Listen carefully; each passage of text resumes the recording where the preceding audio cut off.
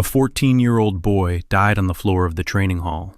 A fireball struck him in the face. His heart stopped for 3 seconds. That was enough to awaken within his body the one who remembered 800 years of life and 9,200 years of silence. His name was Alester Vayne, and he had returned. The first thing he feels is the cold of the marble beneath his cheek. Then comes the pain. His face burns as if a red-hot coin had been pressed into it. Blood drips from his nose onto a strange white floor. Strange hands, slender, childlike. Laughter from above. Someone says that empty Aiden has sprawled out again and can be kicked like a rag doll. Another adds that even a doll can take a hit better. Alester doesn't move. He isn't listening to them. He is listening to this body.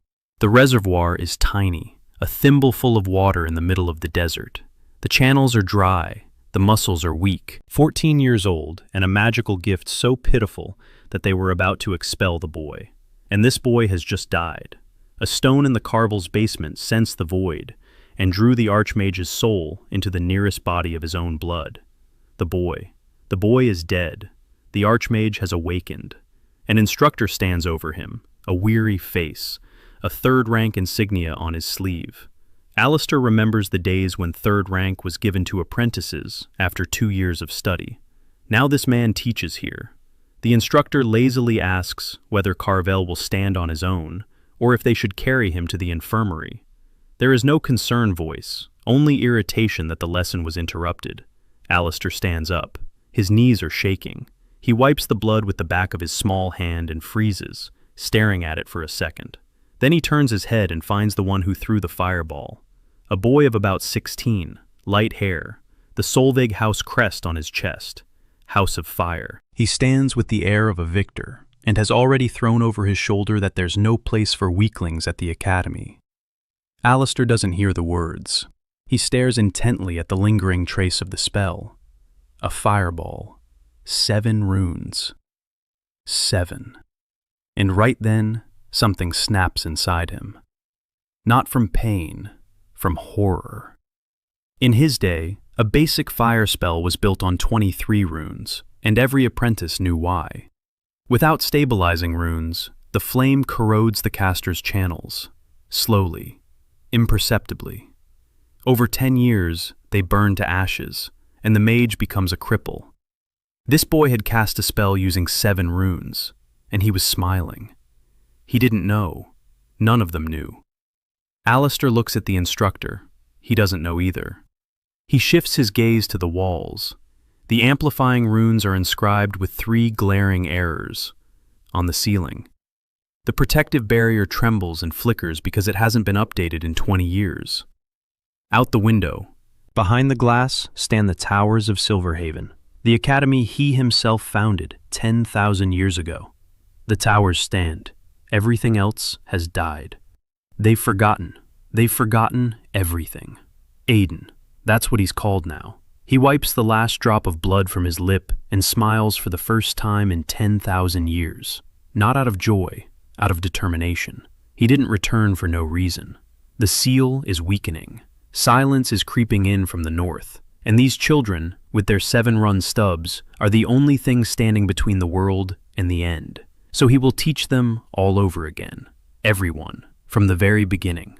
The instructor signals that the lesson is over. Aiden nods and walks out, memorizing every turn in the corridor. His body remembers the way, but the memory of its former master is as murky as a view through dirty glass. He walks and counts. Runes on the walls, cracks in the barriers, the students' robes. Everything screams of one thing: decline. Deep. Systemic. The continent's greatest educational institution has turned into a beautiful shadow. In the infirmary, an elderly healer from the School of Life silently runs her hand over the burn. A green glow. The pain subsides, but Aiden notices that the spell is only repairing the surface layer. The deeper tissues remain torn. In a week, the burn will return as a scar. She doesn't know this. A complete healing rune requires 14 elements, and she has woven in only 6. He thanks her and leaves. His room is in the cheapest east wing. A narrow bed, a table by the window, a stack of textbooks. Aiden sits down and opens the first one. Fundamentals of Runic Studies, 123rd edition. 10 minutes later, he closes the book. His hands aren't shaking, but if this body could withstand what he's feeling right now, it would melt the table. The textbook is wrong, not in the details, fundamentally. The definitions of the runes are distorted. There are 8 schools of magic, but there used to be 9. The 9th school, the School of Conjunction, has been erased from history so thoroughly that not even a mention remains. And yet it was conjunction that was the key to everything. It wove the elements together. It made magic alive, not a graveyard of dead formulas. Aiden lies down and closes his eyes. His body aches.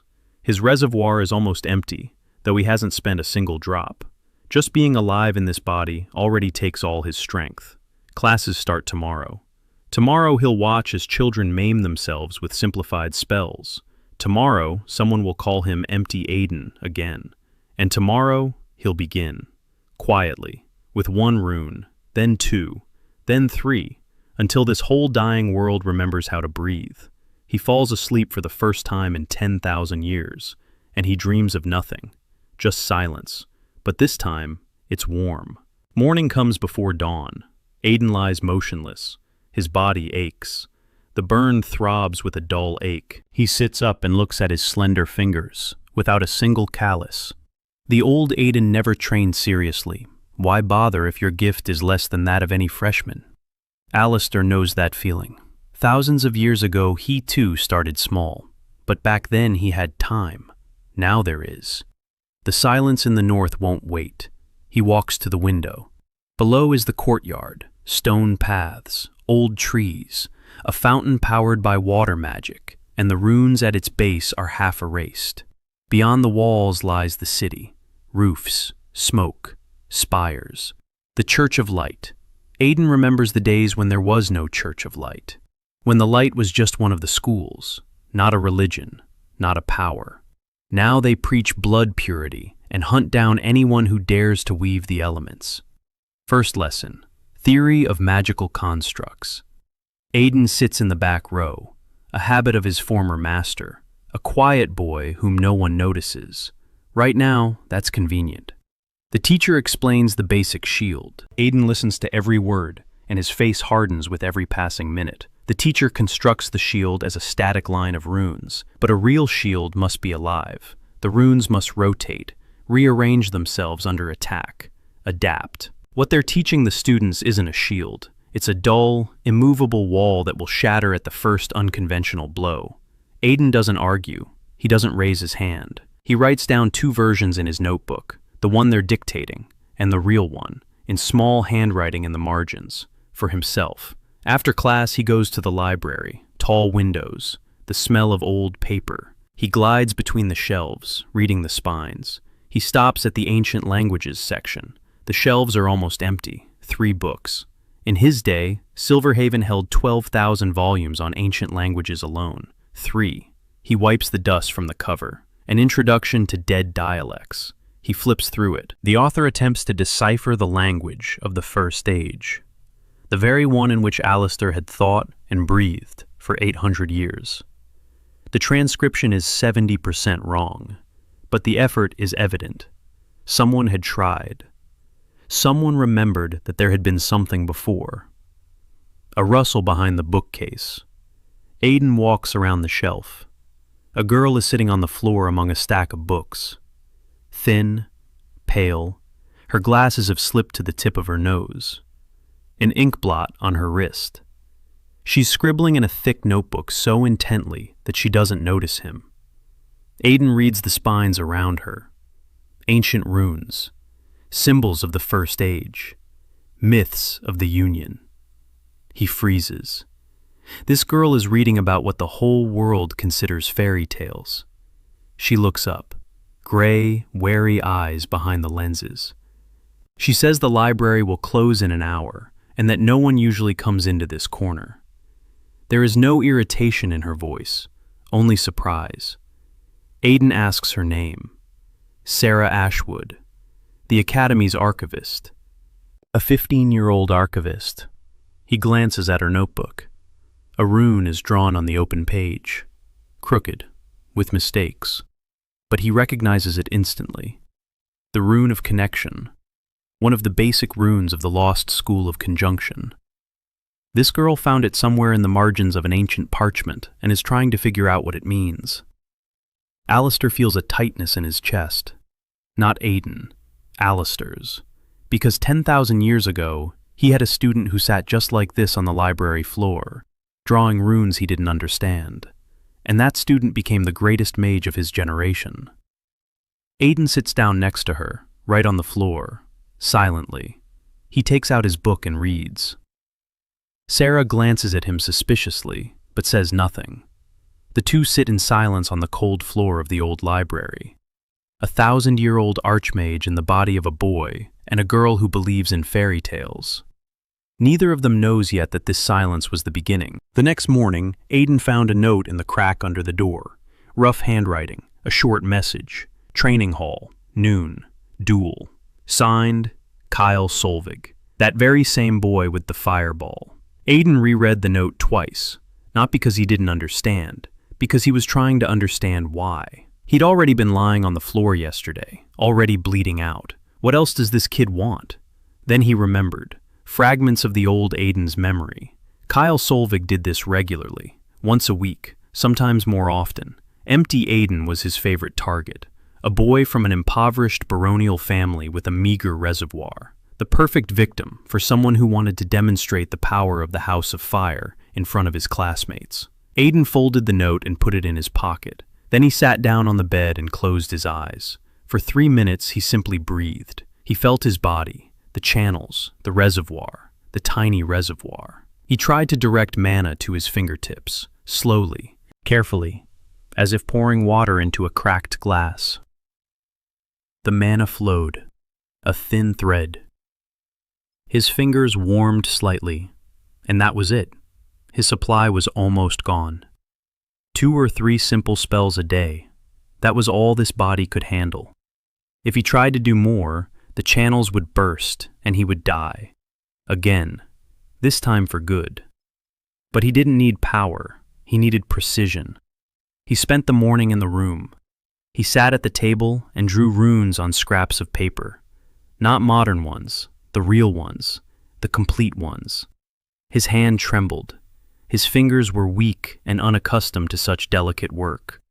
But his memory was flawless. 800 years of practice aren't forgotten, even after 10,000 years of emptiness. He drew 12 runes, the basic ones, the fundamental ones, the ones upon which all the magic of the first age was built. Then he burned the paper. No one must see this, not yet. Noon. The training hall was full. Not because the duel between Hayley Solveig and the Void Aiden was interesting, because it was entertainment, like a bear hunt. Everyone knew how it would end. The only question was how quickly Aiden would fall and how loudly Kyle would laugh afterward. Aiden entered the hall and stepped onto the dueling platform. A stone circle, runes of protection along the perimeter, old and cracked like everything else in this academy. Kyle stood opposite him, 16 years old, broad shoulders, Solveig House uniform, a crest with a fiery lion on his chest. He looked down at Aiden and smiled. 2 friends stood beside him. One of them said he could go get a stretcher in advance. Laughter. The same instructor as yesterday announced the start of the duel, a boring voice. He didn't even pretend to be interested. Kyle raised his hand, a familiar gesture. Runes began to form in the air, 7 symbols, one after another. A fireball, the same spell, the same construction. Kyle didn't even bother to use anything else. Why waste effort on the void? Aiden stood motionless, hands at his sides. His face was calm. He watched the runes form and counted. 1, 2, 3. On the 4th, he saw a flaw. The 3rd rune was tilted by 2 degrees. Because of this, the entire structure lost 14% of its power and consumed 1/3 more mana than necessary. Kyle didn't know this. His teacher didn't know this. The author of the textbook his teacher had studied didn't know this, because they had all learned from truncated diagrams that had degraded over the millennia. The orb flared, bright, hot. It flew straight at Aiden's face. The hall fell silent. Someone in the stands closed their eyes. Someone leaned forward. Aiden raised his index finger, one finger, of his right hand, and traced a single rune in the air. Small, delicate, almost invisible. It consumed a single drop of mana from his meager reserve. The rune flashed for a moment with a pale silver light and vanished. Kyle's fireball reached Aiden and spun, gently, smoothly, like a cat that had changed its mind about jumping. The flame swirled into a spiral and melted into the air, quietly, without a sound. Without an explosion, it simply ceased to exist. Silence. Absolute. The kind of silence in which you can hear dust settling on a stone. Kyle stood with his arm outstretched, his mouth open, his eyes wide. He didn't understand what had happened. The instructor turned pale. He leaned forward and stared at the spot in the air where Aiden's rune had been a second ago. His lips moved, but no sound came out. Then he asked, his voice hoarse, "What was that? What kind of spell?" Aiden lowered his hand. He shrugged. He said it was a rune of intention disruption, a basic one, just an old one. He added nothing more. He turned and walked toward the exit. Behind him, the hall erupted in whispers, dozens of voices at once. Hayley Solveig stood rooted to the spot, unable to move. Not from the magic, from the shock. His spell, the Solveig family's fireball, the pride of the family. It had been undone with a single finger, a single rune, by the boy they'd carried to the infirmary yesterday. Aiden walked down the corridor, counting his steps. 32 steps to the turn, another 40 to the stairs. He didn't look back. He was thinking. The rune of intention breaking. One of the simplest spells in the School of Defense. In his day, they taught it in the first month of training. Even children could manage it. Here, it looked like a miracle. That spoke to the scale of the losses more than any textbook. He reached the library. He pushed the door open. Silence and the smell of paper. The familiar corner between the shelves. Sera was sitting in the same spot, the same stack of books, the same notebook. But when Aiden approached, she lifted her head and looked at him differently than she had yesterday. Yesterday there had been surprise in her eyes. Today there was something else. She asked, quietly, almost in a whisper, "Was it him who did it? What they say?" With a single rune. Aiden sat down beside her. He nodded. Sera opened her notebook to a specific page, that very one, with the unevenly drawn rune of connection. She pointed her finger at the drawing and asked if he knew what it was. Aiden looked at the rune, then at Sera, then back at the rune.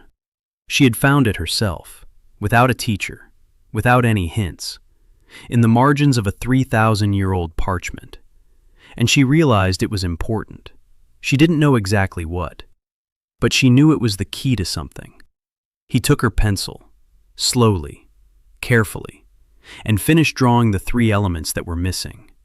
His hand moved with confidence. The lines fell into place precisely. The rune became complete. Complete. Sera stared at his hand without blinking. Then she looked down at the page, then back at him. She said she'd been searching for this rune for 2 years, that she'd combed through every archive, that she'd found only a fragment, and he'd finished it in 10 seconds. How did he know? Aiden replied that he had read old books. Sera didn't believe him. He could see it in her eyes, but she didn't ask any further questions. Instead, she turned the page and showed him the next rune, also a fragment, also with errors. The rune of interweaving, the second basic rune of the School of Conjunction.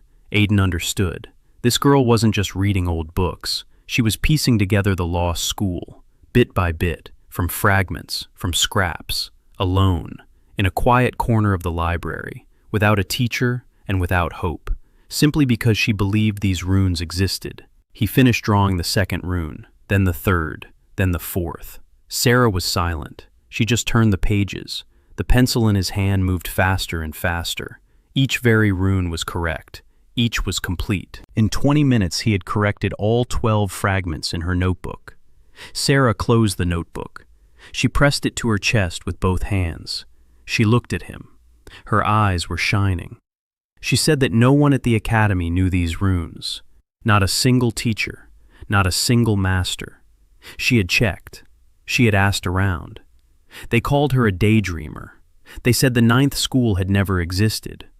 They said she wasted her time on fairy tales instead of developing useful skills. And Aiden Carvell, empty Aiden, the boy with the weakest reservoir in the academy. He had just drawn all 12 basic runes of the lost in 20 minutes, without a single mistake, without a single hesitation. She asked who he was. Aiden stood up. He dusted off his knees. He looked her in the eyes and said that he was the one who would soon need the person who knew ancient languages better than anyone else at the academy, and that this person was sitting on the floor in front of him.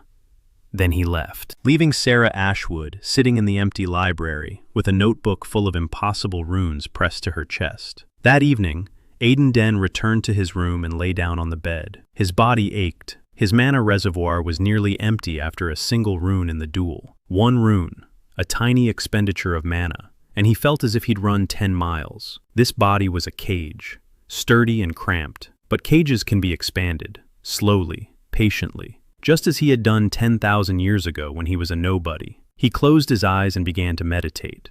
Not the modern kind, the real thing. The channel expansion technique he had invented himself at the age of 20, in his first life. The essence was simple, to drive mana through the channels again and again, in microscopic doses, stretching the walls of the channels by a hair's breadth every day, painful, monotonous. The result is only visible after months, but in a year, the reservoir will double. In 2, it will triple. In 5, this body will be able to withstand mid-level spells. In 10, he will be able to cast conjunction without risking death. 10 years. He didn't have 10 years. The silence wouldn't give him that much time. So he had to look for other ways, potions, artifacts, or people who would be his hands. 3 days had passed.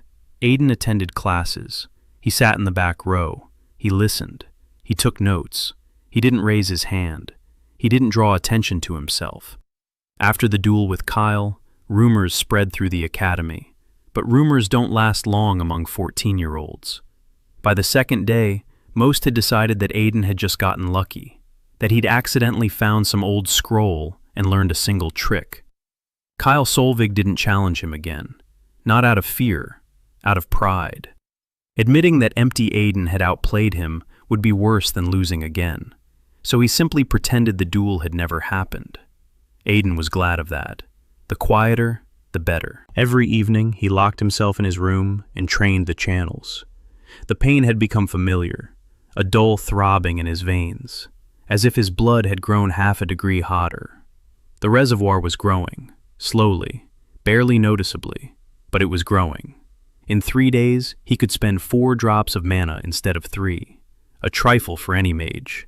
For Aiden, it was progress. On the 4th day, he ran into her in the hallway. Ayla Carvell, 13 years old, red hair, freckles, the younger sister of the body he inhabited.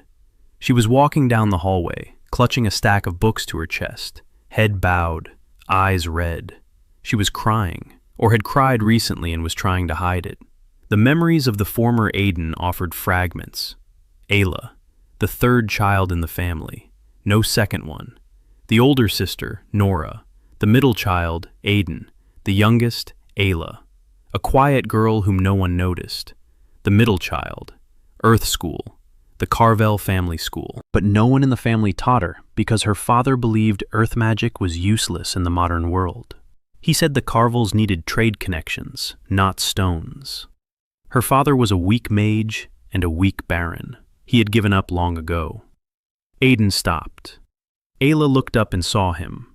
For a second, her face flinched. Then she put on a smile, a crooked, unconvincing one. She said everything was fine, that she'd just tripped on the stairs. Aiden looked at her red eyes, at her books, at her fingers, clenched white. She hadn't tripped. Someone had hurt her again. The old Aiden would have said nothing. The old Aiden wouldn't have known what to say. The old Aiden was a target himself. Alester Vayne didn't stay silent. He asked who. Just one word. Ayla froze. The smile vanished. She looked at him for a long time, as if she were seeing him for the first time. Then she said quietly that the girls in her class had called her a dirty baroness. They said the Carvells were so poor that even their magic was made of dirt, of the earth, like that of peasants. Aiden was silent. 10,000 years ago he stood before armies, held shields over cities, argued with the gods, and none of that caused him as much pain as the red eyes of a 13-year-old girl who considered her magic dirty, because that's what she was told, because the whole world had decided so. He reached out his hand. He touched the ground by the corridor wall. There, in the crack between the slabs, a thin sprout was pushing through. A weed. No one noticed it. Aiden touched it with his fingertips and directed a drop of mana. A single drop. Not through a modern rune. Through direct contact. Just as the earth mages did in the First Age. No intermediaries. No formulas. Skin to root. The sprout trembled. It stretched upward. Unfurled 2 tiny leaves. Green. Bright. Alive. Ayla watched without blinking. Aiden straightened up and looked her in the eyes. He said that earth magic wasn't filth. He said it was the oldest and deepest of all schools. He said that the earth remembers everything. Every root, every stone, every bone. And that whoever hears the earth hears the voice of the world itself. Ayla stood motionless. The books in her hands stopped trembling. She asked, quietly, could he teach her? Aiden nodded. Tomorrow. In the morning. In the garden behind the east wing. Before classes. She smiled. For real this time. She turned and ran down the hallway, clutching the books to her chest. Aiden watched her go. Her red hair flashed around the corner and vanished. He stood alone in the empty hallway. A sprout by the wall swayed gently, and the archmage, who was 10,000 years old, suddenly understood one simple thing. These people, this family, this world, they weren't his mission, they were his. In the morning, he rose before dawn. He went out into the garden behind the east wing. The sky was gray, the air was cold. The grass was wet with dew. Aiden sat down on the ground and placed his palms on the soil. He closed his eyes. He listened. The earth hummed, quietly, deeply, like a string plucked many years ago that still vibrates. He felt the roots of the trees, the stones of the Academy's foundation, the underground waters, the old tunnels beneath the building. Very old. Tunnels he himself had ordered dug 10,000 years ago. They were still here. Ayla arrived 10 minutes later, yawning, wrapped in a jacket that was too big for her. She sat down next to him and asked what to do. Aiden told her to put her hands on the ground. She did. He told her to close her eyes. She did. He told her to listen. A minute passed. 2. 3. Ayla opened her eyes and said she couldn't hear anything. Aiden wasn't surprised. He took a small pebble out of his pocket, an ordinary one, gray. He'd picked it up on the way to the garden. He placed it in Ayla's palm and asked her to clench her fist. She clenched it. He placed his hand over hers and directed a microscopic drop of mana, not into the stone, into her channels. Gently, like a nudge, like a hint. Her channels responded. He felt it instantly, a resonance, strong, pure. Aiden Carvell had a natural resonance with the earth that occurred once in a generation, and no one had noticed it in 13 years. Not her father, not her teachers, not even she herself. Ayla's eyes flew open. The pebble in her hand trembled. She felt it. For the first time in her life, she felt the stone, not as an object, as an extension of herself. She looked at Aiden with an expression as if he had just opened a door to an existence she hadn't even suspected. Aiden smiled, a small smile, boyish, but there was something old and tender in his eyes. They practiced for an hour, every morning the following week. Aiden showed her the basics, not the modern ones, the real ones. Direct contact with the earth, no runes, no formulas, body to earth, mana to the root. Ayla picked it up quickly, incredibly quickly. What a typical student would take a month to master, she grasped in 2 days. Her resonance made up for her lack of technique. The stones obeyed her. By the end of the week, She could lift a handful of sand from the ground and hold it in the air for 3 seconds. A trifle. But a week ago, she couldn't do anything. Aiden saw how her posture was changing, how her shoulders were straightening, how the habit of lowering her head was disappearing. She stopped averting her eyes when her classmates walked by. She knew something they didn't, and that knowledge gave her backbone. At the end of the first week, Aiden was sitting in the library with Sera. It had become a habit. Every evening, the same spot, between the shelves of ancient languages. Sera asked questions, lots of questions, smart ones, precise ones. She didn't ask how he knew. She asked what he knew, and she wrote it down. Every word. That evening, she showed him a parchment, an old one, 3,000 years old. She had found it in a sealed box in the library basement a year ago. There was a diagram on the parchment. Aiden took it in his hands and felt the heart of this small body skip a beat. He knew this diagram. He himself had drawn it, 10,000 years ago. It was a map of Silverhaven's runic currents, the original, the blueprint he had created when he laid the Academy's foundation. There were his notes in the margins, in his handwriting, in a language no one in this world could read anymore, except for Sera, who had spent 2 years studying dead languages in a quiet corner of the library. She asked if he could read the notes. Aiden hesitated. Then he read them, aloud, in the language of the First Age. The words sounded strange in that small voice, old, heavy words in the throat of a 14-year-old boy. Sera listened, holding her breath.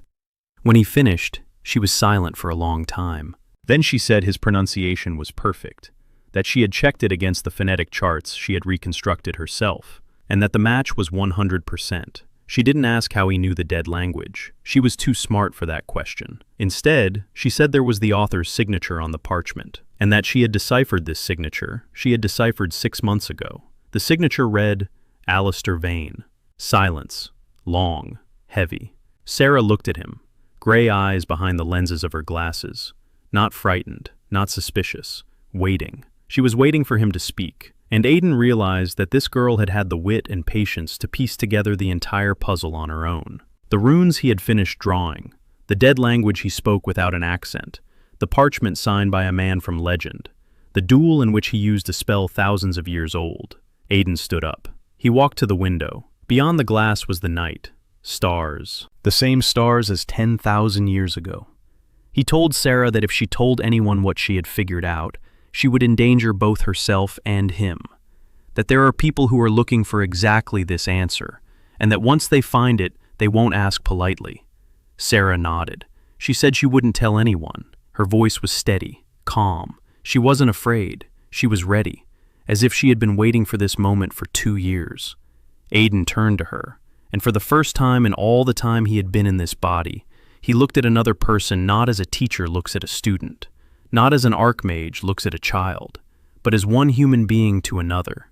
He said he needed her help, that the ancient texts she was deciphering contained the keys he needed to understand what had happened over the millennia while he was gone, that her knowledge of ancient languages might be the only bridge between his memory and this world. Sera straightened up. She adjusted her glasses. An ink blot on her wrist glinted in the lamplight. She said she agreed, and that she had 14 more parchments she hadn't shown to anyone. The second week at the academy began with an alchemy lesson. The classroom was on the 3rd floor of the west wing, long tables with stone tops, flasks, burners, the smell of sulfur and dried herbs. Aiden sat in his usual spot in the back row and waited. She walked in right on the bell. Lyra Ventris, 28 years old, tall, thin, dark hair pulled into a loose bun at the nape of her neck. Her teaching robe fit her as if she didn't care how she looked. She moved slowly, carefully, as if every step took effort, and Aiden saw why immediately. Her channels were dead, not just damaged, burned out, completely. Where mana should have flowed, there were scars, magical scars that caused chronic pain with every movement, every step, every turn of her head, every breath.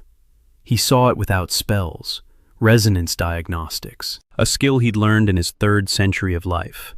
No touch was required.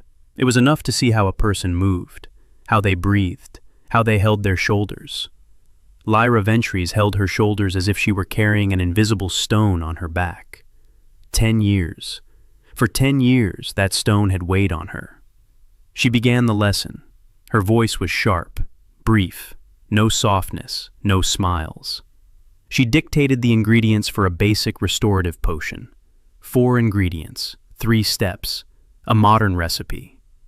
Aiden wrote it down and looked at the formula. The recipe worked, but it was crude, like an axe instead of a scalpel. The potion restored 20% of mana. In the first stage, a similar potion with 7 ingredients and 12 steps restored 70%, and left no side effects. After class, the students headed for the exit. Aiden stayed behind. He sat in his seat and waited for the hall to empty. Lyra was clearing the flasks from the table, slowly, with one hand. She pressed the other to her side. Pain.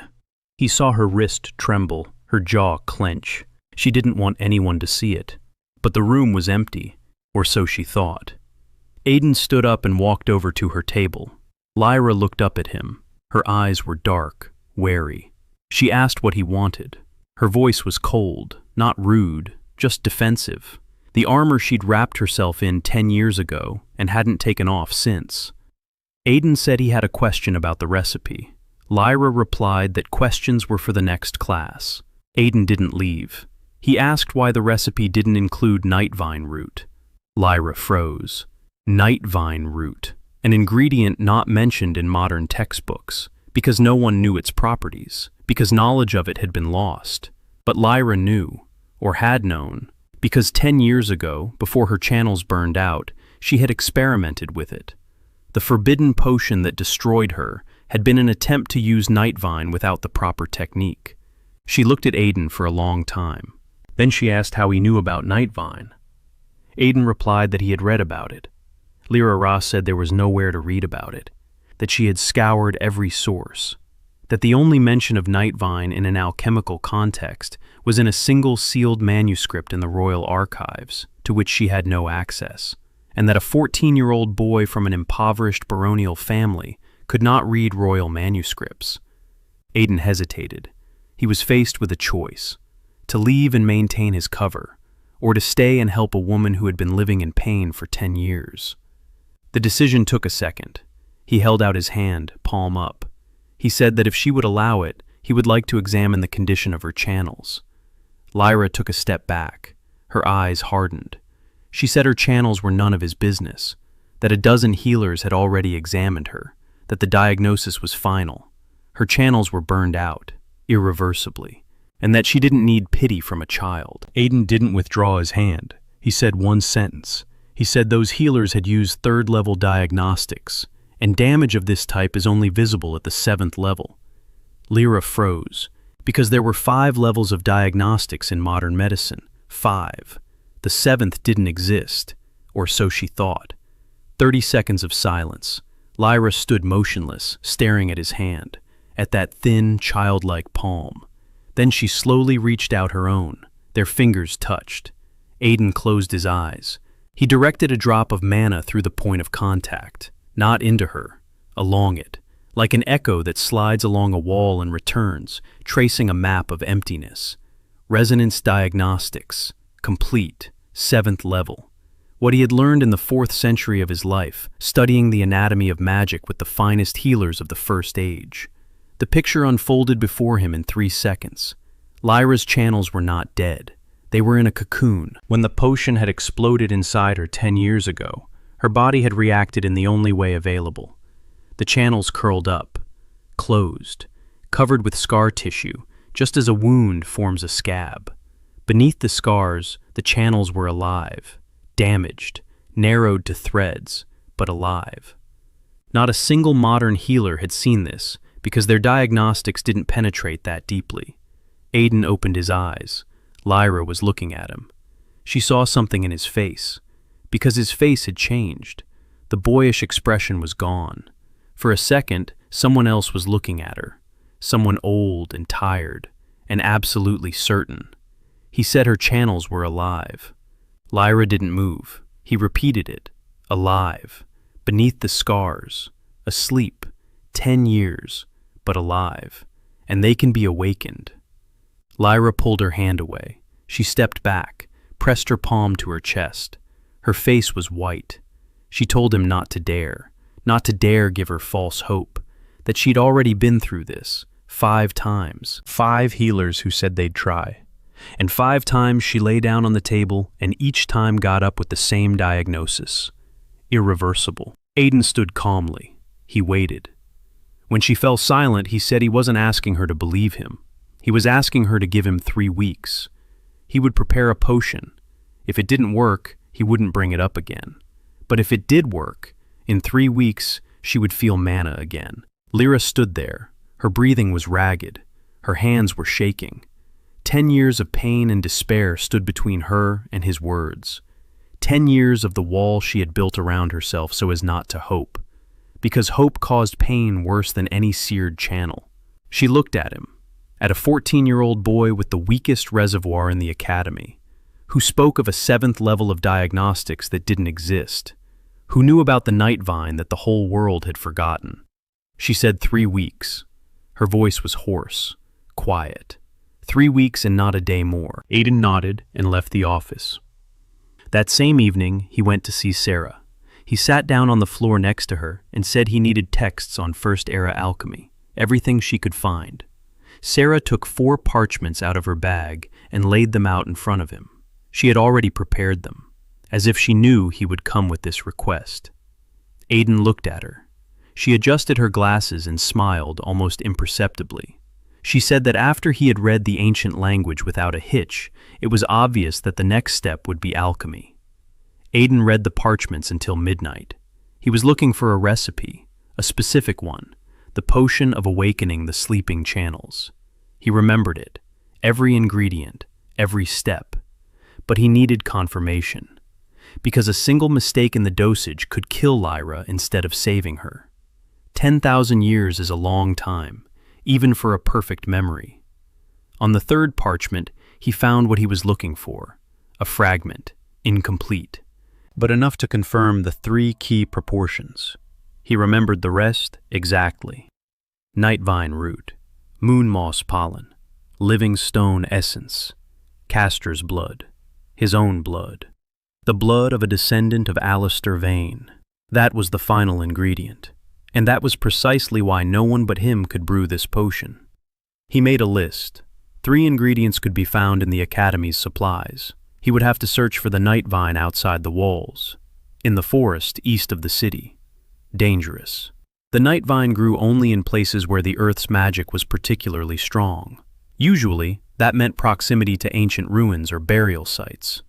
Aiden spent the next 3 days preparing. During the day, he attended classes. In the morning, he trained Ayla. In the evening, he worked with Sera in the library. At night, he expanded his channels. He slept for 4 hours. His body protested. His muscles ached. His eyes watered. He was 14. His body was 14. And it demanded sleep and food and rest. But Alester Vayne had gone 800 years without sleep. 4 hours were a luxury. On the 4th day, he went beyond the academy walls. Early in the morning, before dawn, the forest began 2 miles to the east, dark and ancient. The trees here were ancient, roots as thick as a human body. The moss on the trunks glowed with a pale greenish light. The earth's magic here was dense, thick. Aiden could feel it on his skin. Every step through this forest was like touching a living creature. He found the night vine an hour later, a slender black plant twining around the roots of a dead oak. Its leaves were almost invisible in the darkness. He cut 3 stems and placed them in a cloth pouch, carefully. The night vine lost its properties if metal touched it, only cloth or leather, another detail the whole world had forgotten.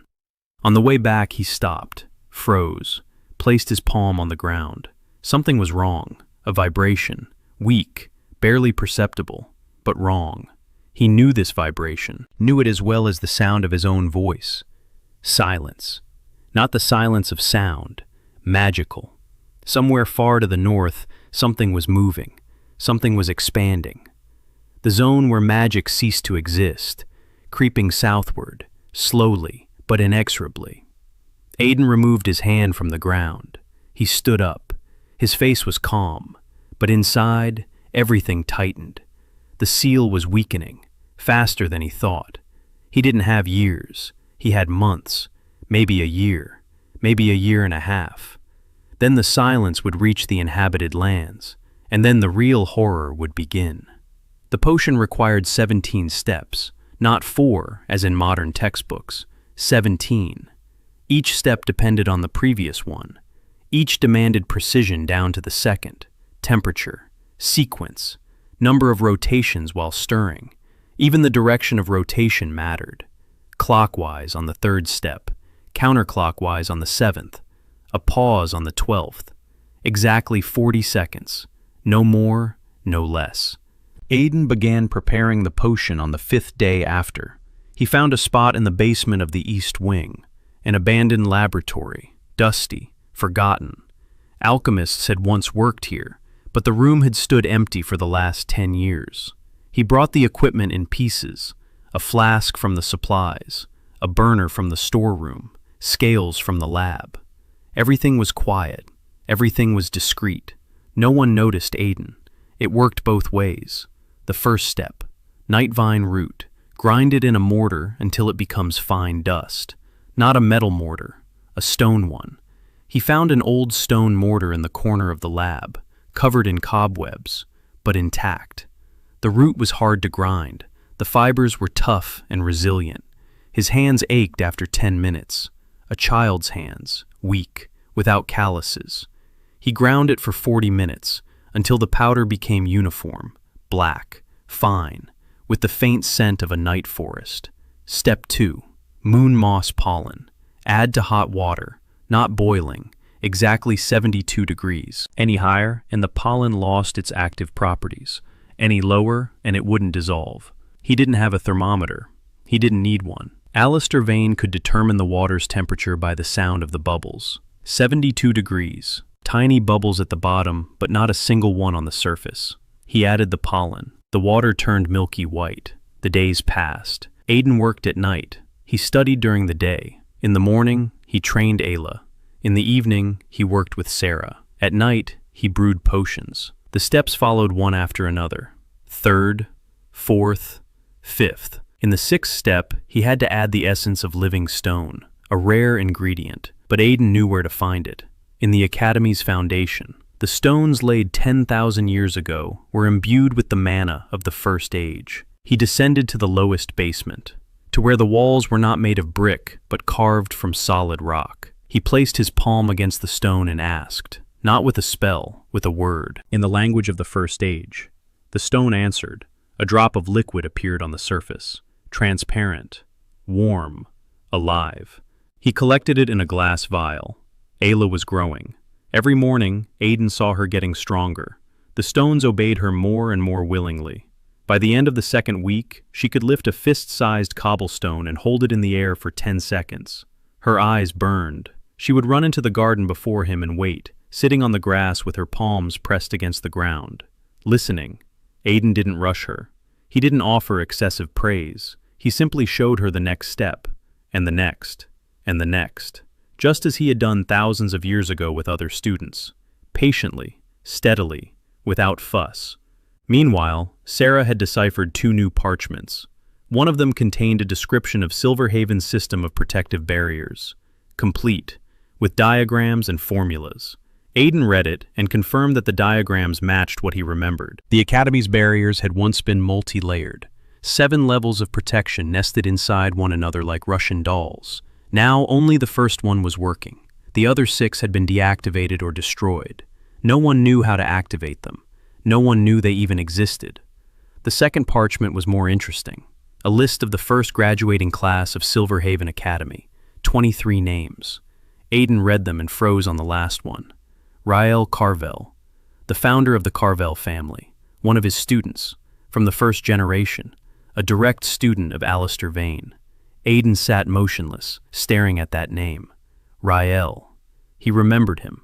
A tall boy with a quiet voice and an incredible talent for earth magic, his best student, and Ayla Carvell's great-great-grandfather, hundreds of generations ago. He didn't tell Sera. He couldn't. It wasn't time yet. On the 12th day after the promise, the potion was 2/3 ready. 5 steps remained, the most difficult ones. The 14th step required the caster's blood, his blood, the blood of a descendant of the one who created the recipe, a biological key woven into the formula 10,000 years ago, a precaution, so that not just anyone could brew the potion, only he, or his descendants, who were now the Carvells. Irony. He lived in the body of his own descendant and brewed a potion that only he himself could brew. The 16th step was the most dangerous. A drop of mana had to be poured into the potion at the final stage. Not just mana. Mana passed through the rune of conjunction. Fire and life at the same time. 2 schools, intertwined. Exactly what the Church of Light considered heresy. Exactly what people were burned at the stake for. Aiden waited for night, deep into the night, when the academy was asleep. He went down to the basement, lit a single candle, sat down in front of the flask containing the nearly finished potion. The liquid inside was dark blue with golden sparks. Beautiful. Alive. It shimmered in the candlelight like the night sky. He raised his hand. He concentrated. The reservoir was full. 4 drops of mana. The maximum this body could hold after 2 weeks of training. He would spend 1 drop on the conjunction rune. 1. If he made a mistake, if the rune was inaccurate, the potion would explode and burn out his channels just as it had 10 years ago with Lyra, or worse. He inscribed the rune, slowly, each element separately. Fire on the left, life on the right. A bridge between them, thin, precise. 23 elements, not 7. 23. A complete rune, a real one. The one no one in this world had seen in 10,000 years. The rune flared, golden and green at the same time. Warm light flooded the basement. Aiden directed a drop of mana through the rune into the potion. The liquid flared. It bubbled. It rose a centimeter in the flask. Then it settled. The color changed, from dark blue to transparent, like water from a mountain spring. But tiny golden specks floated inside, like dust motes in a sunbeam. Done. The potion of awakening the sleeping channels, a recipe that didn't exist in this world, a potion that modern alchemy classified as a myth. Aiden took the flask in his hands, warm, alive, pulsating. He held it up to the candlelight and looked through the clear liquid. The golden specks danced inside, beautiful. He allowed himself to smile, not out of pride, out of relief. His hands didn't tremble. He hid the flask in a safe place, wrapped it in cloth, placed it in a niche in the basement wall, covered it with a stone. No one would find it. 3 days until the promised deadline. The potion had to steep for exactly 72 hours. One more detail, one more piece of knowledge the world had forgotten. He waited 3 days. He went to classes. He trained Ayla. He worked with Sera. He lived the ordinary life of a 14-year-old student, and he waited, patiently, just as he had waited 9,200 years in the void between worlds. 3 days were nothing. On the 21st day after the promise, he came to Lyra. Evening, the alchemy lab. She was sitting at the table, checking the students' work. With one hand, the other lay motionless on the table. It hurt. He could tell by the way her knuckles had turned white. She looked up, she saw him, and he saw in her eyes what he feared most of all. Hope. A small one, hidden deep inside, but alive. She had been waiting. For all 3 weeks she had been waiting, even though she convinced herself she wasn't. Aiden placed the flask on the table in front of her, a clear liquid with golden flecks. Lyra looked at it, then at him. She asked what it was. Her voice was steady, controlled, but he heard the last note tremble. He explained, briefly, without unnecessary words. A potion, 1 dose. Drink it all. The effect will begin in 10 minutes. The channels will start to awaken. It will hurt. It will hurt a lot. The scar tissue will break down from the inside. The process would take 3 to 6 hours. After that, the channels would be open, weak, thin, like those of a newborn mage, but open and alive. Lyra took the flask. Her hands were shaking. She stared at the golden dots inside and said nothing, for a long time. Then she asked why he was doing this, what he wanted with it, what he wanted from her. Aiden answered simply. He said he needed an alchemy instructor who remembered what true alchemy was, and that the only such instructor in this academy was sitting right in front of him and couldn't work at full strength. Not the whole truth, but enough. Lyra raised the flask. She looked at him. Her eyes were shining. She said that if this didn't work, she would kill him. There was no threat in her voice. There was a plea. Please, let it work. She drank it. 10 minutes of silence. Aiden sat across from her on a chair and waited. Lyra sat motionless, eyes closed, hands on the table. Nothing was happening. 1 minute. 2. 5. 7. Lyra opened her mouth to say she felt nothing. And then it began. She shuddered, her whole body. She grabbed the edge of the table. Her knuckles turned white. Her eyes flew open. Pain. He saw it wash over her face in a wave, from her forehead to her chin. The scars on her sinuses cracked. 10 years of scar tissue. 10 years of scabs, crumbling from the inside.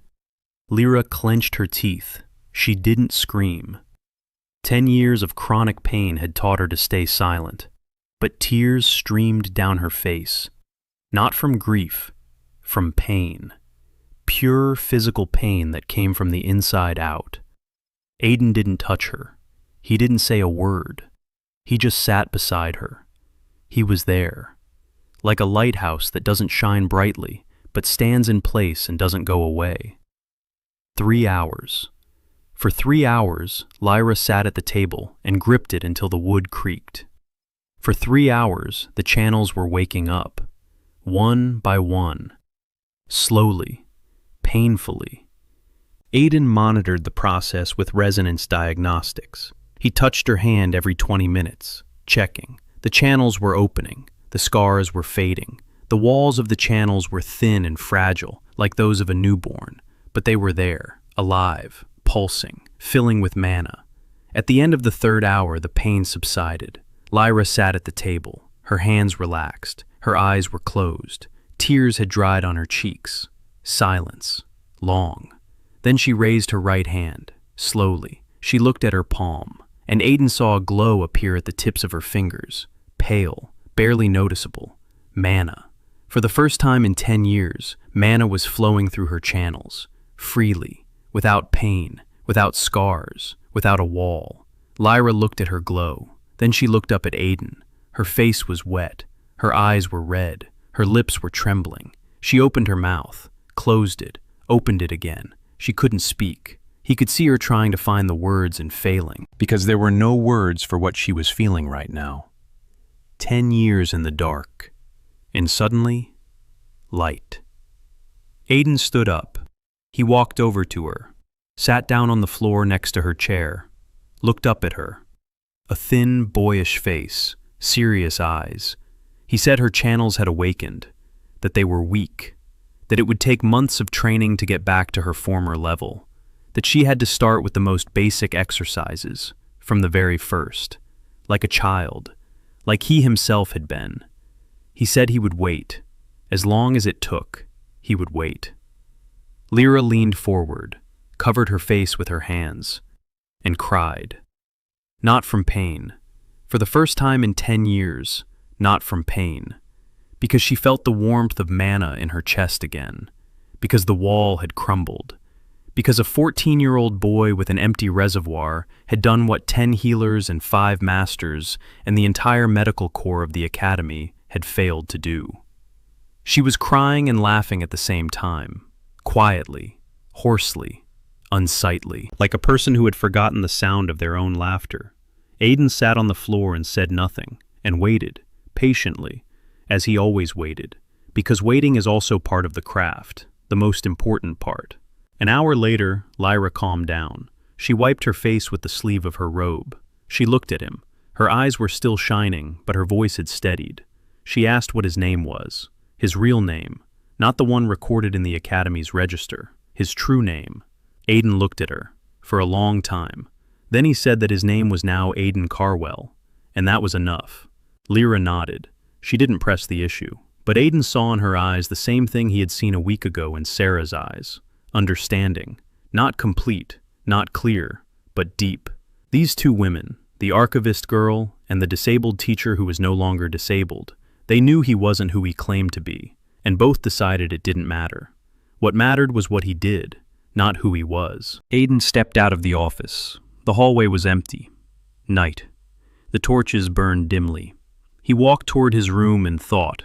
Two people, two allies. Sera with her languages and parchments, Lyra with her alchemy and experience. Not a group yet, not a team yet, but a start, the building blocks of a future foundation. In the room, he lay down on the bed. He closed his eyes. His body ached with fatigue. His energy was depleted.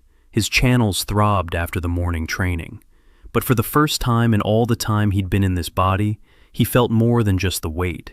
He felt a direction, a destination to strive for, and the people walking beside him, even if they didn't yet know where they were going, even if they didn't yet know why, they were walking. Silence was creeping across the north. The seal was weakening. The world had forgotten its magic.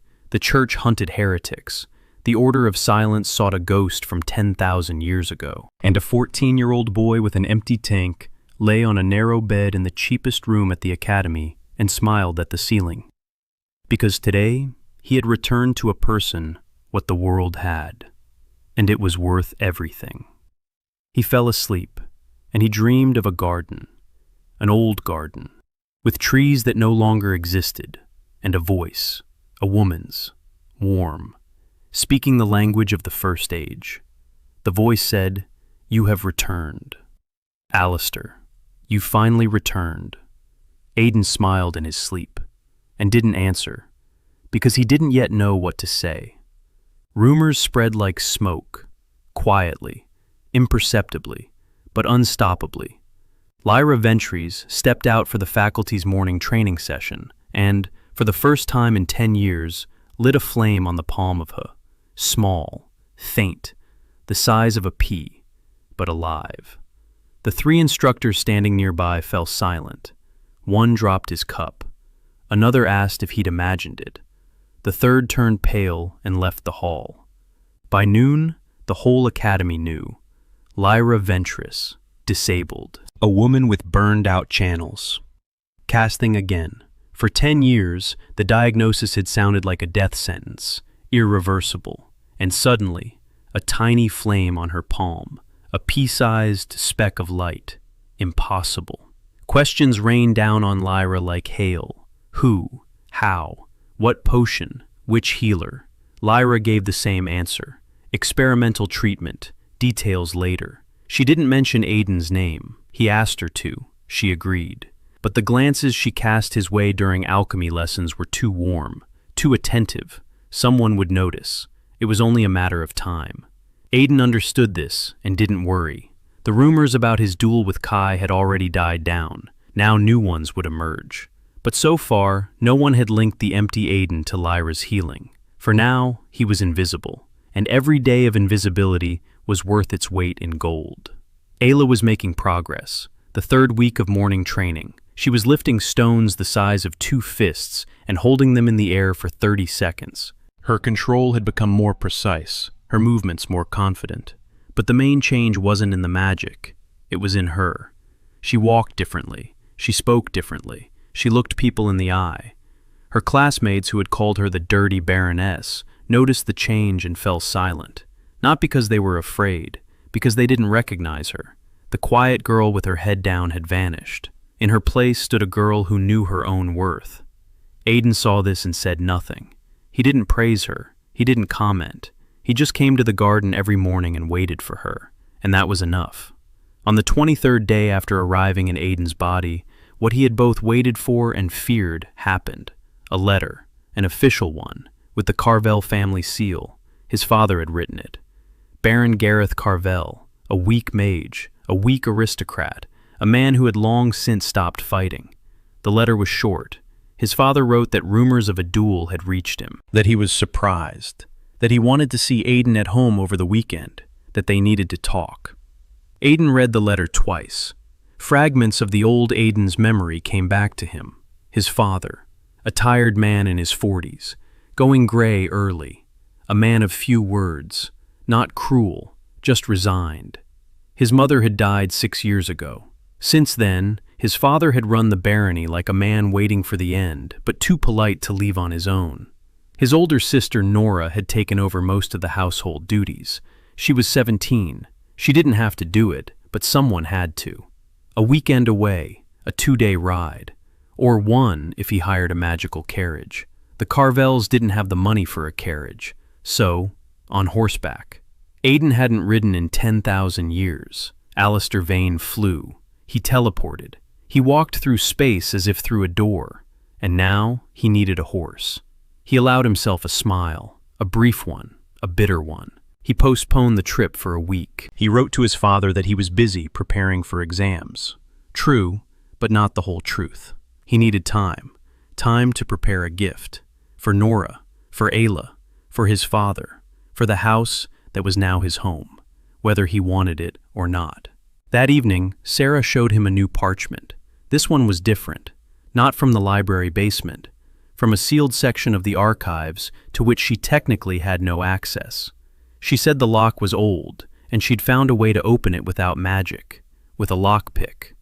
Aiden looked at her with respect he didn't need to hide. This girl was resourceful. The parchment contained a description of the Order of Silence, not complete, fragmentary, but enough to send a chill down his spine. The order had been founded 3,000 years ago by a group of mages who had discovered evidence of Alester Vayne's existence, not as a legend, as a real person. They had found artifacts, records, ruins of laboratories, and had concluded that Alester was not dead, that he would return, and that when he returned, they needed to be ready. The parchment didn't specify what, exactly, but the tone wasn't enthusiastic. The tone was alarming. The Order wasn't waiting for a savior. The Order was waiting for a threat. Aiden sat on the floor and stared at the parchment. 3,000 years. For 3,000 years, an entire organization had been hunting his shadow, studying him, preparing for his return, and considering him dangerous. He couldn't blame them. Someone who had stood alone against the gods could well be dangerous. Someone who had sealed something away in the north and gone into exile for 10,000 years could well return not in the best state of mind. They didn't know him. They knew only the scale. Sera asked if he knew what the Order of Silence was. Aiden said he'd heard the name. A half-truth. He hadn't known of the Order's existence until that very moment. But he knew that someone would find his trail. He'd known that 10,000 years ago. That was precisely why he'd bound his soul to the stone in the Carvell's basement. That was precisely why he'd chosen a small, impoverished family that no one remembers. A disguise, layered, across generations. He told Sera that the Order could be dangerous, that if they found out about his runes, his knowledge, his language, they would come, and not for a chat. Sera nodded. She wasn't scared, or perhaps she was scared, but decided that fear was less important than what she was doing. Aiden saw it in her eyes. A choice. Conscious. Quiet. She chose his side not because he asked her to, because she believed that lost knowledge must be restored, and she was ready to take a risk for it. The 4th week, Aiden began to notice an observer, not among the students, among the teachers, a man he hadn't seen before, tall, thin, a dark cloak without insignia. He had appeared at the academy 3 days ago and introduced himself as a guest lecturer on the history of magical conflicts. His name was Dorian Fell. He behaved impeccably, polite, quiet, unremarkable. But Aiden noticed 2 things. First, Dorian Fell had walked past the two during the hours when Lyra was training. Second, his robe had no school insignia. At the academy, every instructor wore the symbol of their school. Fire, water, earth, wind. Fell had nothing. That meant one of 2 things. Either he wasn't a mage, or he was hiding his affiliation. Aiden didn't approach him. He didn't ask questions. He simply began memorizing his routes. When he arrived, where he went, who he spoke with. A habit. 800 years of living amid intrigue teach one to observe before acting. At the end of the 4th week, Lyra asked him to stay after class. The hall emptied. She closed the door, turned to him, and for the first time since they'd met, she smiled. Not sarcastically, not defensively, she just smiled.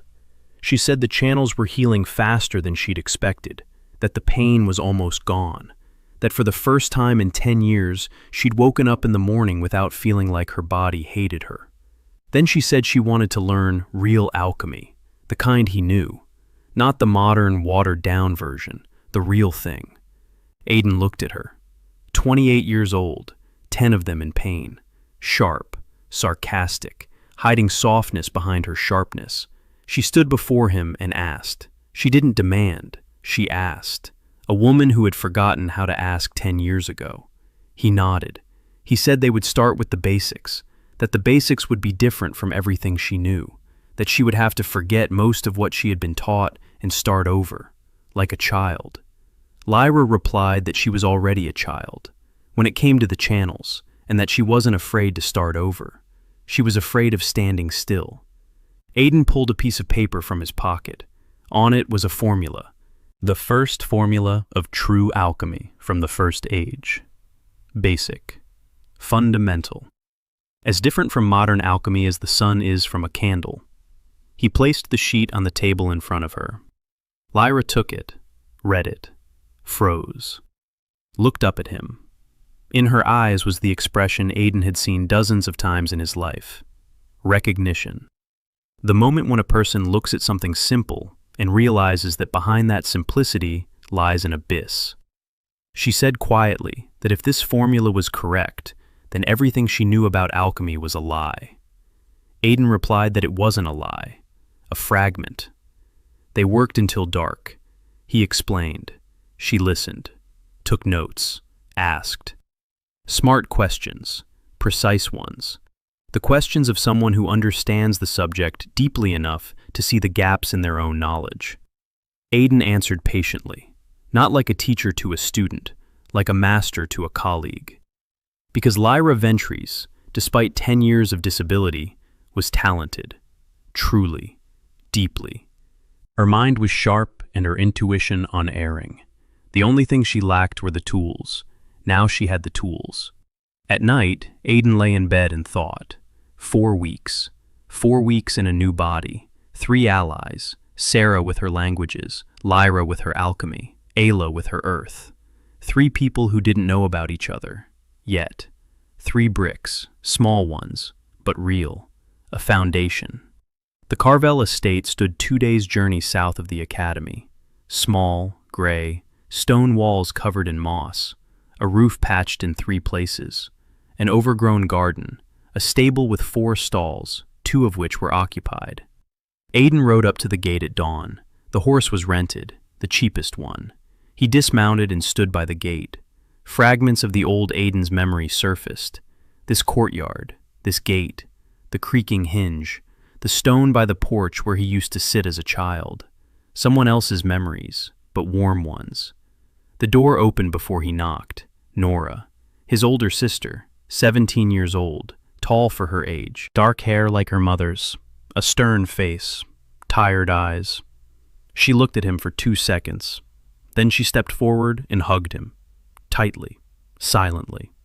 Strong arms, the arms of a girl who ran the household in her father's place and was used to working. Aiden stood in her embrace and didn't know what to do with his hands. 10,000 years of loneliness. He'd forgotten what it was like. When someone hugs you just because, for no reason, without being asked, just because she missed him. Nora pulled away. She looked at his face. She frowned. She said he looked different. That was different in his eyes. She couldn't explain exactly what. Aiden replied that he just wasn't getting enough sleep. A half-truth. Nora didn't believe him but didn't press the issue. His father was waiting in the study, a small room on the first floor, bookshelves half empty, a desk cluttered with papers. Baron Gareth Carvell sat in an armchair and looked older than his 40 years. Gray temples, slumped shoulders, hands folded on his knees. He looked at Aiden and nodded, told him to sit down. His voice was quiet, steady, emotionless.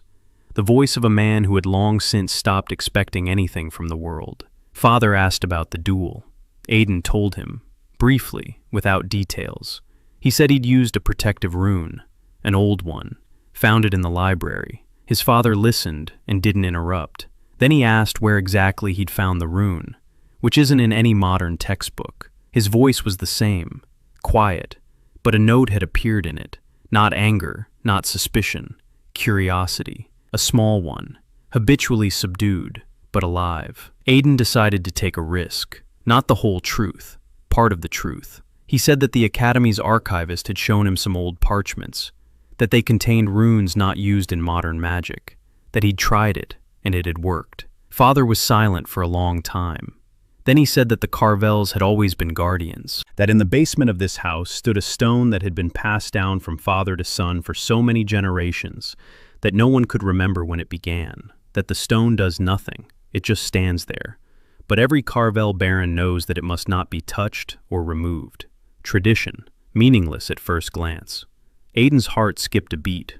The stone, that very stone, to which he had bound his soul 10,000 years ago. His father knew about it. All the Carvells knew, but they didn't know what it meant. They kept it without understanding what they were keeping. Generation after generation. 400 generations of blind loyalty. Aiden asked to see it. His father looked at him for a long time. Then he stood up and led him to the basement. The staircase down.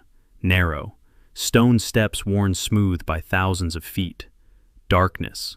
The smell of dampness and old stone. His father lit a lantern. The light fell on the basement walls, and Aiden saw it. The stone stood in the center of the empty room. Black. Smooth. Waist-high to an adult. No inscriptions, no runes, no decorations. Just a stone. But Aiden felt it, with his whole body, through every channel. The stone pulsed, quietly, slowly, like the heart of a sleeping giant. It was his anchor, the anchor of his soul, the point of return. For 10,000 years this stone had been waiting for him, and it had waited in vain. He reached out his hand. His father told him not to touch it. His voice was sharp, frightened, the first real emotion in the entire conversation. Aiden stopped. He withdrew his hand. He nodded. He said he wouldn't. But he had already sensed everything he needed to. The stone was intact. The anchor was working. And the stone held something else. A memory. A message. One he had left for himself 10,000 years ago. In case he returned. In case he forgot. He would read it later, when he was alone, when no one would see. Lunch passed in silence. Nora cooked. A simple meal. Bread, soup, cheese. Aiden ate and watched his family. Nora, who sliced the bread with quick, precise movements while keeping an eye on the fire in the oven. At his father, who sat at the head of the table and chewed slowly. At the empty chair where his mother used to sit. At this whole little gray household that rested on the shoulders of a 17-year-old girl in habit. After dinner, he went out into the garden. Nora found him 10 minutes later. She sat down next to him on an old bench. She was silent. Then she said that his father was sick, not in body, in spirit, that after his mother's death, he had given up, that the idleness was costing them money, that the debts were piling up, that in a year or two, they would have to sell the estate. Her voice was steady, without self-pity, without pleading, just facts. Nora Carvell was used to facts. Aiden listened, and he felt something turning inside him, slowly, heavily, like a mechanism that hadn't moved for millennia and suddenly shifted. These people, Nora with her weary hands, his father with his empty eyes, Ayla with her cheeks red from tears, they were his.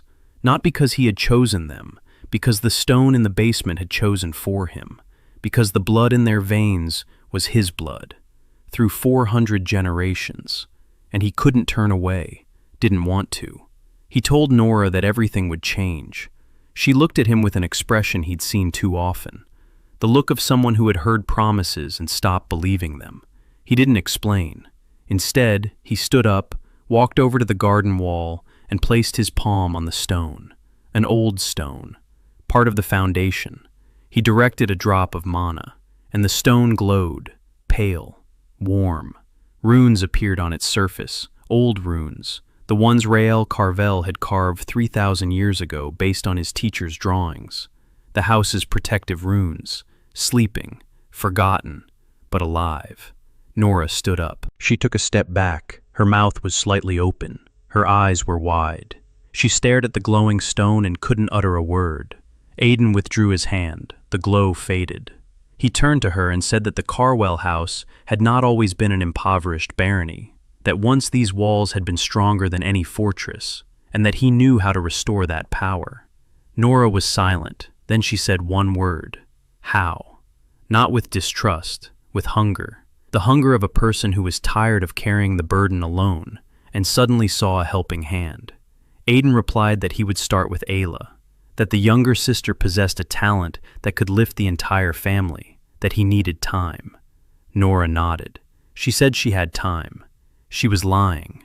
There was no time, but she decided to believe, and that was the beginning.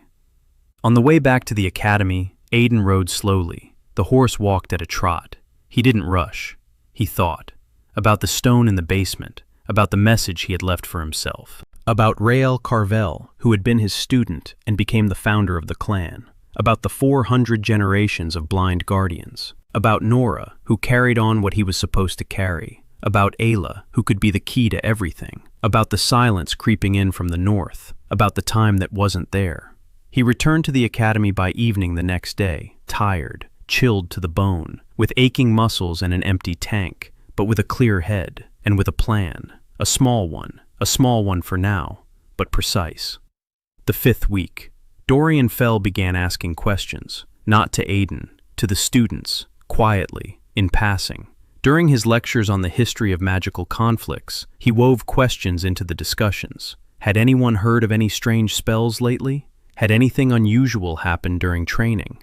The questions sounded innocent, academically, but Aiden heard them and kept count. 3 questions in a week, all concerned unusual runes. All were directed at the same group of students, those who had dueled with Kyle.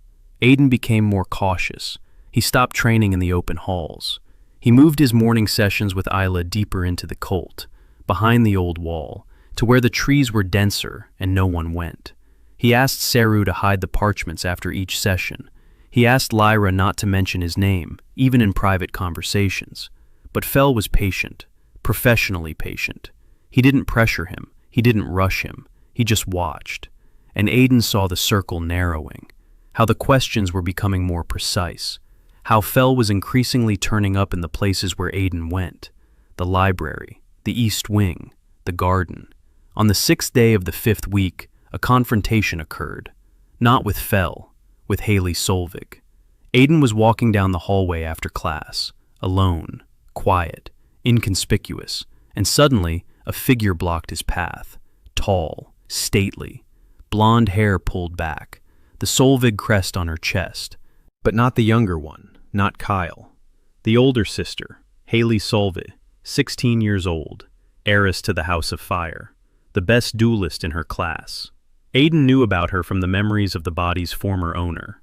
The former Aiden was afraid of her. Everyone was afraid. She was the perfect aristocrat, beautiful, strong, cold, and utterly ruthless toward those she considered beneath her. She stood before him, looking down at him. She was silent. 10 seconds. 20. Aiden waited. He could see she hadn't come to threaten him. Her expression was different, not contemptuous, intent. She was studying him, like a problem she couldn't solve. Finally, she spoke. She said she had seen the duel, that her brother couldn't sleep at night, that he was hurling fireballs at the wall of his room and couldn't understand what had happened, that Kyle Solveig, for all his faults, wasn't a foolish boy, that he sensed something fundamental had occurred, and that she, Hayley Solveig, hadn't come here to defend her brother. She'd come to understand. Aiden looked at her. He saw. Not the outer shell, not the crest, not the cold face. He saw the channels, hot, bright, a powerful reservoir, the school of fire in its purest form. But with a subtle anomaly, her channels were slightly doubled, like a string vibrating not at one frequency, but at two. That meant one thing. Hayley Solveig had a hidden affinity for the second school. Not fire, something else. Something suppressed, buried, hidden so deep that she herself didn't know it existed. He didn't tell her about it, not now. Instead, he answered her question, briefly. He said he'd used a rune they no longer taught, that this rune hadn't attacked Kyle's spell but simply shown him his own mistake, that the fireball had exploded not because Aiden was stronger, but because Kyle's spell was constructed incorrectly and destroyed itself upon contact with the correct structure. Hayley listened. Her face was impassive, but her eyes shifted. They narrowed. They widened. She was processing the information, quickly, precisely. She asked what incorrect meant. She said that the Solveig house had been using this fireball technique for 6 generations, that it had been battle-tested, that it worked. Aiden replied that it worked now, but after 10 years of intensive use, the caster's channels would begin to degrade, that a fireball without stabilizing runes would devour the caster from within, slowly, imperceptibly, like rust. Hayley turned pale, not out of fear for herself. Aiden could see that. She turned pale for Kyle, for the brother who cast this spell every single day, for her father, who had used it for 20 years, for the entire house Solveig. She asked how he knew. Her voice was quiet, controlled. But beneath that control was a crack. Aiden replied that it was from old sources. Hayley said she wanted to see those sources. Aiden shook his head. He said he couldn't show her. Not yet. Hayley stood there. She looked at him. A boy a head and a half shorter than her, an empty vessel, an impoverished lineage. And he had just told the heiress of the House of Fire that her family's ancestral magic kills those who use it, and she could see he wasn't lying. She saw something in his eyes that defied explanation. Depth, calm, gravity. The eyes of a man who knows what he's talking about not from books, from experience. She turned and left, without saying another word. But Aiden knew. She would return. Not in a day, not in 2, but she would return. Because now she would think, and a person who has started to think can no longer stop. That same evening, Sera came to his room, for the first time. Usually they met in the library, but she couldn't wait. Her face was pale, her hands were clenched. She said that Dorian Fell had gone to the archives. He'd requested access to the sealed section, the very one from which she'd pulled out the parchment about the order. They'd refused him. But he'd be back. And next time, he might not ask for permission. Aiden sat down on the bed. He thought. Fell was speeding up. That meant time was speeding up too. He asked Sera if she'd seen any marks on Fell. Symbols, tattoos, jewelry. Sera thought. She said she'd seen a ring. On his right hand, a silver one, with a small symbol. She hadn't made out what it was, but it looked like a crossed-out eye. A crossed-out eye. Aiden didn't recognize the symbol, but he knew what an eye meant in the context of surveillance and secret organizations. And a crossed-out eye could mean only one thing. Silence. The one who sees but does not speak. One who watches. Dorian Fell was an agent of the Order of Silence. Aiden told Sera that she needed to be careful, that the parchments needed to be hidden, that all the entries in the ancient language had to disappear from her notebook. Sera nodded. She didn't ask why. She already understood. She understood before he said it, because she was smarter than this world deserved. That night, Aiden didn't sleep. He lay in the dark and thought. The Order had found him. Not him personally, not yet, but they'd found a trail. The duel with Kyle, Lyra's healing. Too many traces for 5 weeks. He should have been quieter, more careful. But Lyra couldn't wait. Ayla couldn't wait. The world couldn't wait. And so he stood between speed and safety, between the need to act and the need to hide. It was familiar. 800 years ago, he had faced the same choice. Back then, he chose action, and the gods noticed him, and he spent 10,000 years in the void. This time, he would choose differently. Not silence, not noise, the middle ground. Precision. Every action in its place, every step calculated, every risk weighed. He couldn't afford to make a mistake, not because he feared for himself, because now there were people standing beside him. Sera, Lyra, Ayla, Nora. And if he made a mistake, they would suffer. The 6th week brought rain. For 3 days in a row, the sky over Silverhaven was gray and low. Water ran down the walls of the academy and pooled on the stone paths. Aiden loved the rain. In his first life, he often stood on the tower of his laboratory and watched the raindrops strike the stone. Rain was honest. It didn't choose whom to fall on. It didn't divide the world into the strong and the weak. It simply fell. On that rainy Tuesday, Hayley Solveig returned, just as he had known she would. She found him in the garden behind the east wing, soaked. Her hair was plastered to her face. She didn't care how she looked. That was the first thing Aiden noticed. The heiress of House Fire, who always looked impeccable, stood before him wet and disheveled. So what she'd been thinking about all week was more important than pride. She said she'd checked. She'd found old records at the Solveig estate, medical journals. Over the past 100 years, 14 members of the family had lost their ability to cast by the age of 40. The diagnosis was the same in every case: natural depletion of the channels. Everyone accepted it as normal, as the price for the power of fire.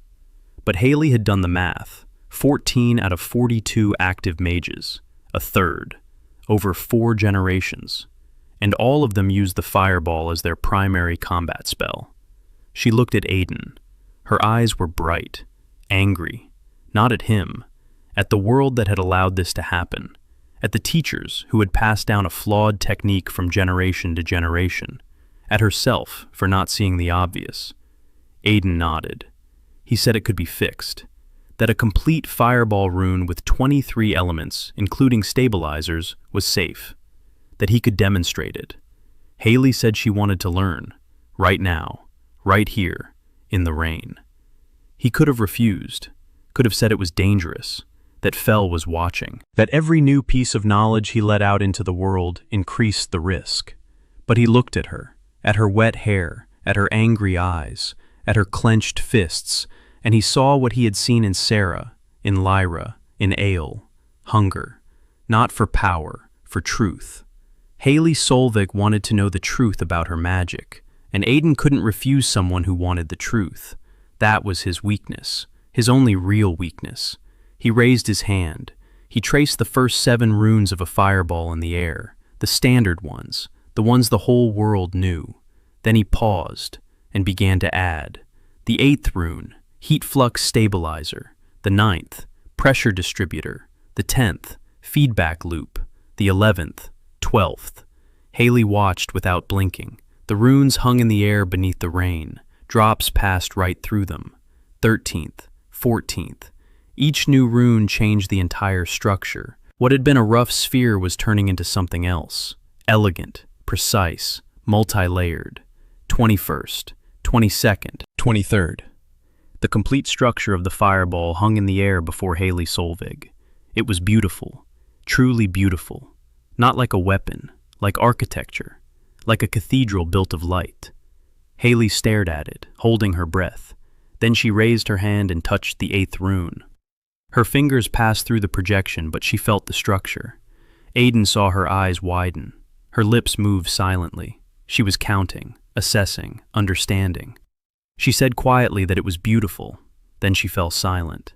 Then she said that her father, the head of the Solveig household, uses the fireball every day, 30 years, that he's 52, that in the last year his channels have started to weaken, that healers say it's age, natural wear and tear, but now she knows it's not age, it's 30 years of a defective spell.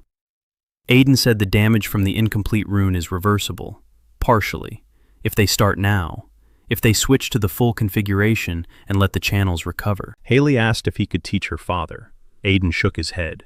He said he couldn't, that the head of the Solveig household wouldn't listen to a 14-year-old boy from an impoverished family, that she would have to learn on her own, master the full rune, show results. And then her father would ask himself, Hayley stood in the rain. Water ran down her face. She thought, for a long time. Then she said she wanted to start today, that she was ready to come every day, that she was ready to forget everything she knew and start from scratch, that she was ready to listen to a boy 2 years younger than her if that boy knew the truth. Aiden nodded, and so the next cycle began. The days flew by faster. Mornings with Ayla, evenings with Sera, nights with the canals. And now, afternoons with Hayley as well. 4 people, 4 threads, 4 directions. Earth, language, fire, knowledge. Aiden felt like a spider at the center of a web, not a predator, a weaver. He was weaving something that didn't yet have a name, something that might just save the world, or at least these 4. Hayley studied furiously. There was no other word for it. She clung to every rune as if it were prey. She repeated them until she had them down to a T. She broke it down and built it back up. Her fire was changing. From a rough, bright flame, it was turning into something else, more precise, deeper. By the end of the first week, she had built a complete structure of 15 runes. 23 was still a long way off, but she was heading in the right direction. And then what Aiden had been waiting for happened. During training in the garden, Hayley tried to add the 16th rune, and the structure broke. The flame flared up and died out. She tried again. Same result, again and again. On the 5th try, she angrily punched the tree trunk, and the tree shuddered. Not from the blow, from the burst of energy, not fiery, different, dark, cold. Hayley froze. She looked at her hand, then at Aiden. He nodded, calmly. He said it wasn't a mistake, that it was her second affinity, the one she had suppressed her whole life, because the House of Solva recognizes only fire. Hayley asked what it was. Aiden answered with one word, shadow. Fire and shadow. Of the schools, in one person, a pairing. Heresy by the standards of the Church of Light. A death sentence if they found out. And at the same time, a gift that came along once in a century. Hayley Solveig carried within her what her family would have executed a stranger for without trial. An irony that only a 1,000-year-old archmage could appreciate. Hayley stood pale. Her hands were shaking. She understood what that word meant. Shadow. She understood what would happen if anyone found out. She asked what she should do. For the first time, her voice faltered. For the first time ever. The heiress of the House of Fire stood before him and was afraid. Not of enemies, not of pain, of herself. Aiden stepped closer to her, very close. He looked up at her, a little boy and a tall girl, and he told her to do what felt right, that the union was not heresy, that it was the oldest and most powerful form of magic, that fire and shadow together create a cold flame, a flame that does not burn but stops, that does not destroy but seals, that with this gift she would be stronger than the entire House Solveig put together. Hayley listened. The rain had stopped. The sun broke through the clouds and lit up the garden. Drops glistened on the leaves. She stood in that light, wet and disheveled, and Aiden saw her face change. Fear was fading. Something else was taking its place. Determination. Heavy. Mature. She nodded, said she would learn, that no one would find out, that she trusted him. She spoke the last 2 words so quietly that the raindrops falling from the branches would have drowned them out. But Aiden heard and realized that a 5th thread had just appeared in his web. The hottest, the most dangerous, and the strongest. Week 7, 2 months, in Aiden Carvell's body. The reservoir had doubled in size, 8 drops of mana instead of 4, a trifle by any standard. An average freshman had 30, but Aiden didn't work with standards, he worked with precision. 8 drops channeled through the correct runes were worth 100 channeled through defective ones. Mathematics, simple and ruthless. Dorian Fell had stopped asking his students questions. That frightened Aiden more than the questions themselves. A man who stops asking questions has either lost interest or has found the answer. Fell didn't look like a man who had lost interest. He looked like a man who was waiting, patiently, professionally, like a hunter by the trail. Aiden decided it was time to make the first move, not to attack, to check. He needed to know exactly what Fell knew. Did he know about the runes, about Lyra, about the Order, or was he just suspicious? He went to see Lyra. He told her about Fell. Lyra listened and grew somber. She remembered the order, not personally. From the stories of her teacher, who had mentioned them once, long ago, like a scary fairy tale. A secret organization that watches over the magical world and destroys everything it considers a threat. Lyra said that if Fel was from the Order, then they had bigger problems than Aiden thought. Because the Order doesn't send just one agent. The Order sends the first one to find the target, and then the rest would come. Aiden nodded. He'd already thought of that. Fel was a scout. Eyes. Once the eyes have seen enough, the hands will follow. And then it'll be too late to run. He'd come up with a plan. Simple. Risky. But the only one possible. He had to make Fel see what Aiden wanted him to see. Not the truth. A version of the truth. Convincing enough for Fel to report to the Order. And harmless enough for the Order to lose interest. He started with the library. He asked Sera to prepare a set of fake records. Fragments of runes. Incomplete. With mistakes. Inscriptions that looked like the attempts of a talented but inexperienced boy to reproduce ancient symbols from books. Not genius, not secret knowledge, just diligence and luck. Sera understood instantly. She made 3 notebooks, filled them with runes that were unusual enough to explain the duel with Kyle, and clumsy enough not to look like the work of a master. Aiden checked them, every page, every mistake. The mistakes had to be right, natural, the kind a gifted teenager makes, not a 1,000-year-old archmage. Then he left one notebook in his room, on the table, open, on the page with the rune of intention breaking, the very one he'd used in the duel. Next to it, he placed 3 books from the library, old ones, with bookmarks, with notes in the margins written in neat, childish handwriting, a decoy.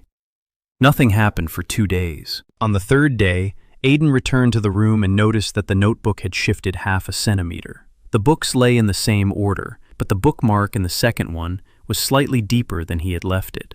Someone had been in his room. Someone was watching. Aiden smiled. He sat down at the table. He opened the notebook and began to write. New runes, new mistakes, new notes in the margins. If Fel is watching, let him see what he's supposed to see. A talented boy, nothing more. 4 days later, Fel's behavior changed. He became calmer, more relaxed. His routes through the academy no longer coincided with Aiden's. He no longer stopped by the archives. He looked like a man who had found what he was looking for and decided the discovery wasn't worth worrying about. A talented boy who had accidentally found an old rune, nothing more. Not Alester Vayne. Not a threat, just a child. Aiden didn't let his guard down. He knew that deception only works as long as it's backed up by inaction.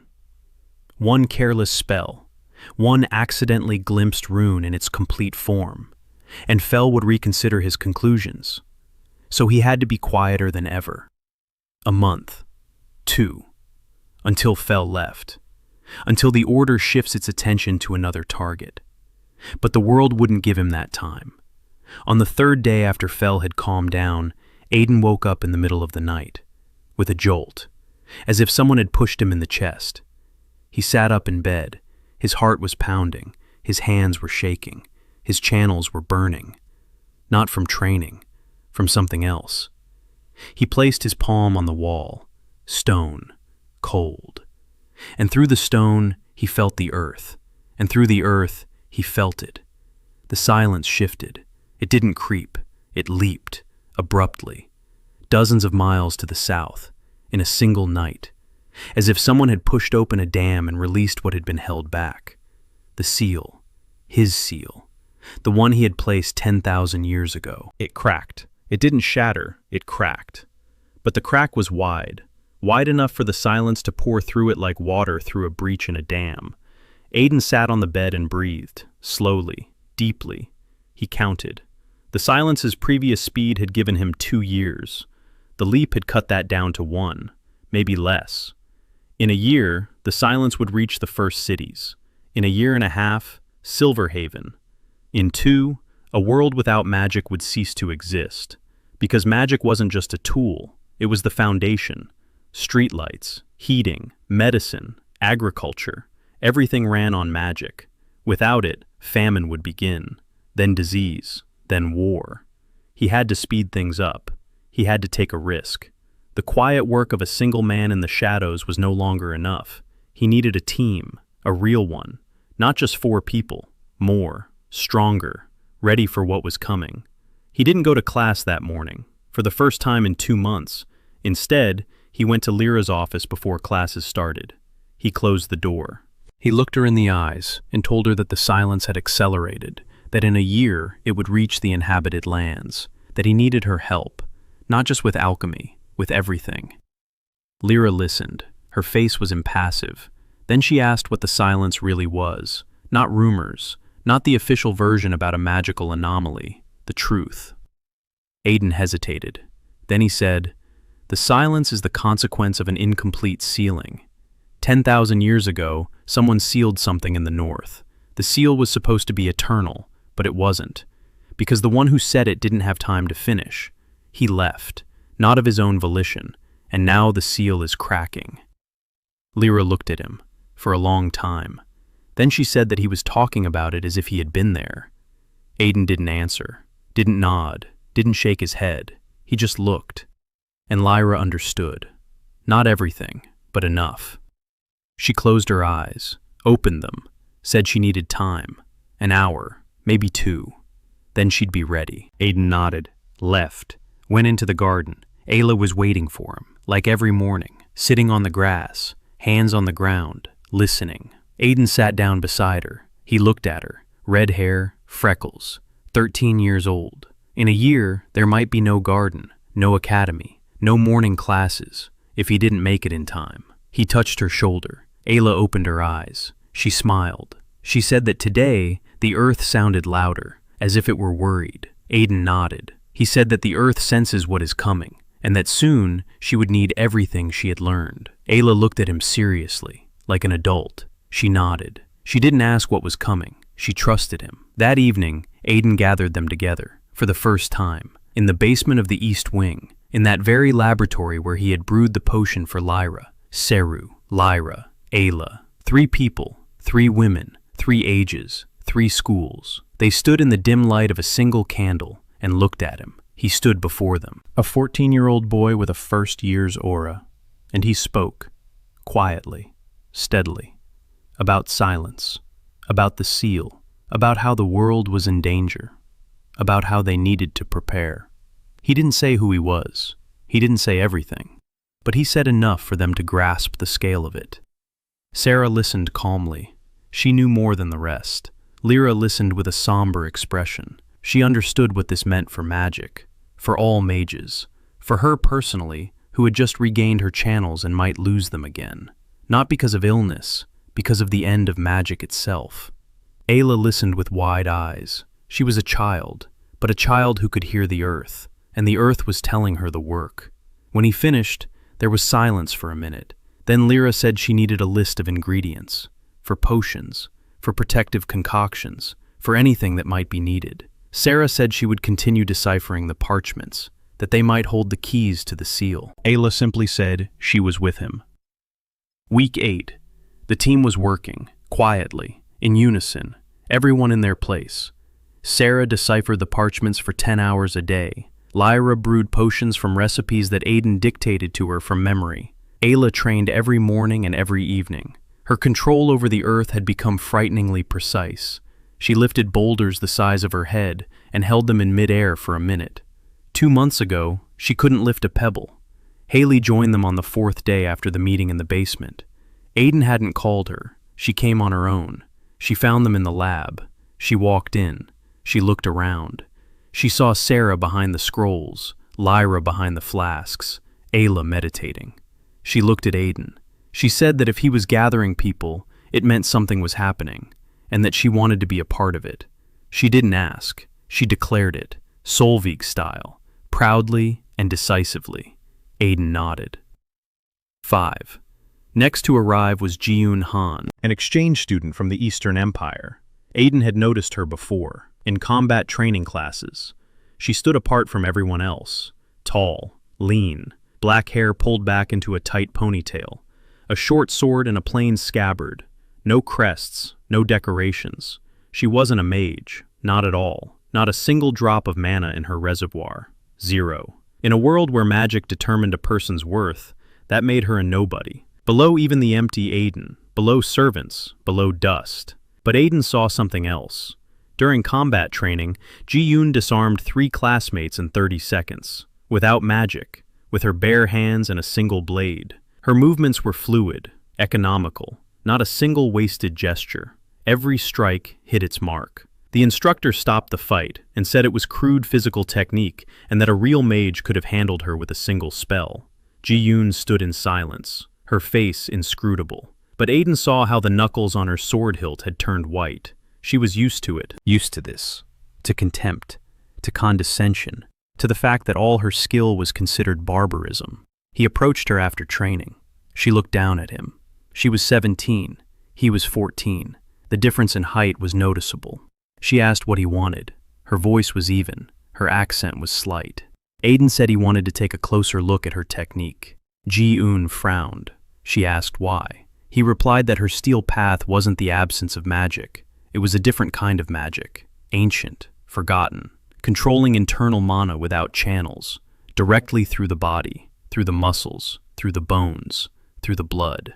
Ji-eun froze. For the first time during the entire conversation, the expression on her face changed. Not drastically, but enough for Aiden to notice. Surprise, genuine, deep. She said that in her country, the steel path is considered an ancient tradition, but no one calls it magic. Aiden replied that 10,000 years ago, it had been one of the branches of runology. Bodily runes. Runes inscribed not in the air, but in muscle memory, in the rhythm of the heart, in the breath. Every movement of the steel path was a rune. Every stance was a formula. Only no one knew that anymore. Ji-eun stood motionless. Then she slowly lowered her hand from the sword hilt. She looked at her palms, then at him. She said that if he was right, she wanted to know more. Aiden said that knowing more meant entering the circle. That within this circle were people she could trust, and that they were heading to a place from which there might be no return. Ji-eun smiled, briefly, without humor. She said that she had crossed the ocean alone at 16, that her teacher died in her arms when she was 14, that she knows what the point of no return is. Aiden nodded. 6. The last one was Maeve Lorraine, a herbalist from a forest village, 19 years old, barefoot, always barefoot. Even in winter, her feet were rough and dark from the earth. She talked to plants. Literally. She would sit next to a bush and whisper something to it, and the bush would grow. Not magically, not through runes. It just grew. Faster, brighter, healthier. The teachers thought she was strange. Her classmates thought she was stupid. She smiled at everyone the same way. Gently, openly. Like someone who doesn't know how to get angry. Aiden found her in the greenhouse. She was sitting on the floor among the pots, repotting seedlings, hands in the soil, hair tangled, dirt on her face. She looked up and smiled at him, just like that. No questions, no wariness, as if she'd been waiting. He sat down beside her, placed his hand on the ground next to hers, and felt it. Mana. Vast, pure, like a river. No. Like a lake, deep and calm. Maeve Lorraine's mana pool was 10 times larger than that of any student at the academy, 20 times larger than that of most instructors, and she didn't know. No one knew, because her mana didn't flow through channels. It flowed through her entire body, through her skin, through her breathing, through her voice. When she spoke to plants, she cast spells. The school of life, in its purest form. Without runes, without formulas, instinctively, like a bird flies, without knowing aerodynamics. Aiden sat next to her and said nothing, because sitting before him was the only true life mage in 1,000 years, and she was transplanting seedlings into pots. He told her, gently, gently, that she wasn't just a herbalist, that her gift was the school of life, the real one, the complete one, the one they thought was lost. Maeve listened with her eyes wide open. Then she looked at her dirty hands, then at the sprout she had just transplanted. It had already sprouted new leaves. In 2 minutes. She asked quietly if that meant she wasn't stupid. Aiden felt his throat tighten. 10,000 years. He had outlived the gods, outlived wars, outlived the void. But this question, this quiet, simple question from a 19-year-old barefoot girl who had spent her whole life thinking she was stupid. This question struck him harder than any spell.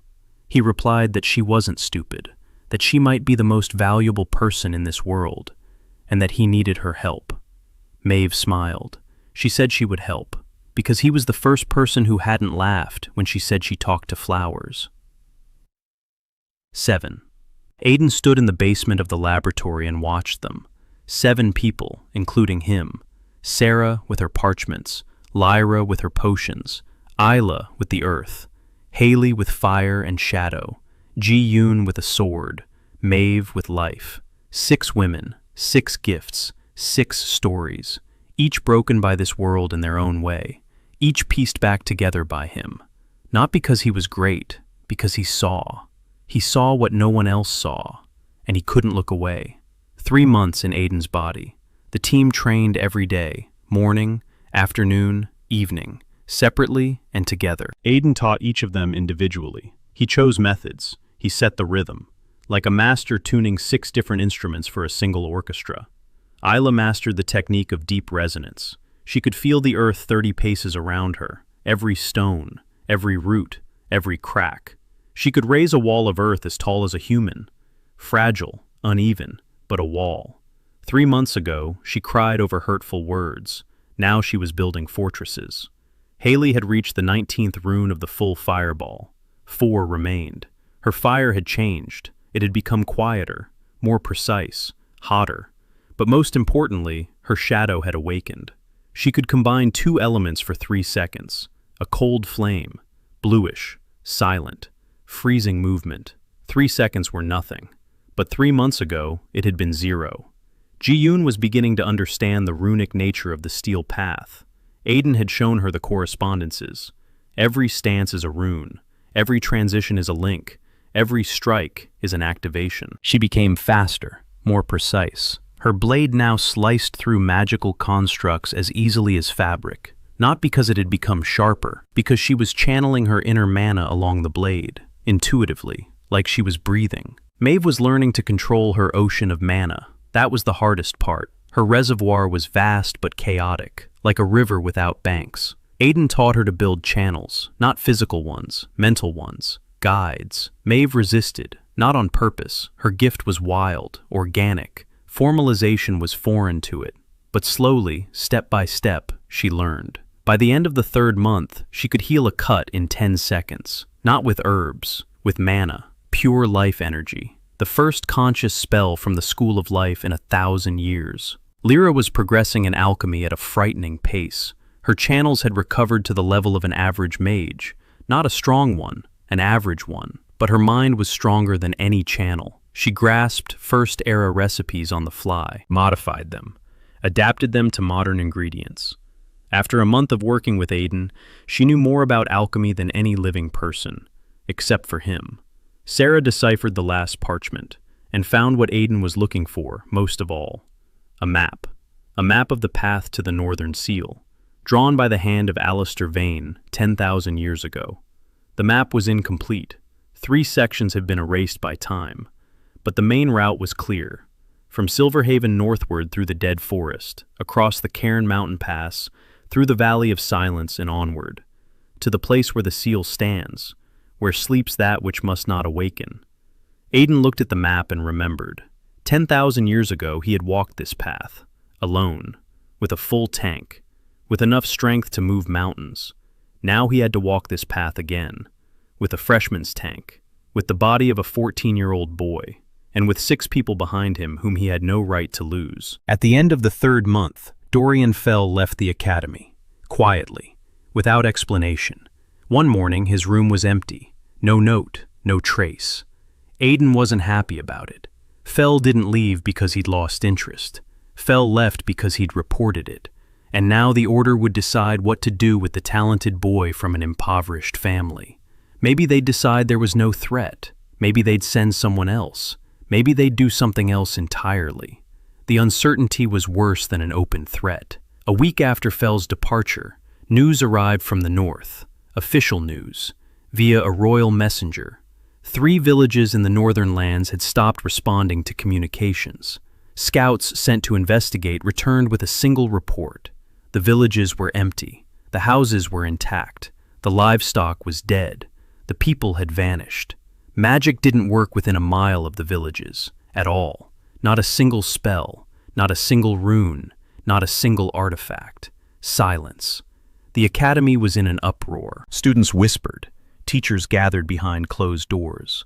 The word silence echoed through every hallway. No one knew what it was. Everyone was afraid. Fear hung in the air like the smell of smoke before a fire. Aiden assembled a team that very evening, in the basement, by candlelight. He told them what he hadn't told them before, about the seal, about the crack, about how silence wasn't a natural anomaly. It was a breach. Something was seeping through the crack in the seal, something that was devouring magic, devouring it, like fire devours oxygen. And when it has eaten all the magic on the surface, it will burrow deeper, into the mage's channels, into the reservoirs, into the very fabric of the world. The silence in the basement was absolute. 6 faces in the candlelight, 6 pairs of eyes. Sera, pale. Lyra, somber. Ayla, frightened but not backing down. Hayley, eyes ablaze. Ji-eun, hand on her sword. Maeve, fingers clutching the hem of her dress. Lyra asked first, what kind of thing? What exactly he had sealed away? Aiden was silent, for a long time. Then he spoke. He said that 10,000 years ago, the world was different. That magic was stronger. That there were creatures that fed on it. Not humans, not beasts, something else entirely. He called them the void, because they were emptiness, holes in the fabric of the world. They came from beyond the border of reality and devoured magic, leaving silence in their wake.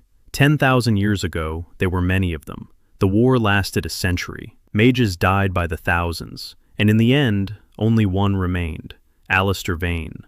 He found a way to drive the Void Ones back across the border and seal the passage. But the seal required an anchor, a living anchor, a soul bound to this world. He bound his own, and went into the void between worlds to hold the seal from within. 9,200 years. He fell silent. 6 faces stared at him. The candle flickered. Shadows danced on the walls. No one moved. Then Sera spoke softly. Alester Vayne. Her voice was steady, no question, a statement. She knew. She had known for a long time. Now she had simply said it out loud. Aiden nodded. Silence hung in the air for a minute. Then Ayla stood up. She walked over to him, small, red-haired, freckled. She stood before him and said she didn't care what his name was, that he was her brother, that he had taught her to hear the earth, and that she would go with him anywhere. Her voice trembled, but her eyes did not. Hayley stood up next. She didn't say anything. She just stood beside him. Ji-eun placed her hand on her sword and nodded. Maeve smiled through her tears.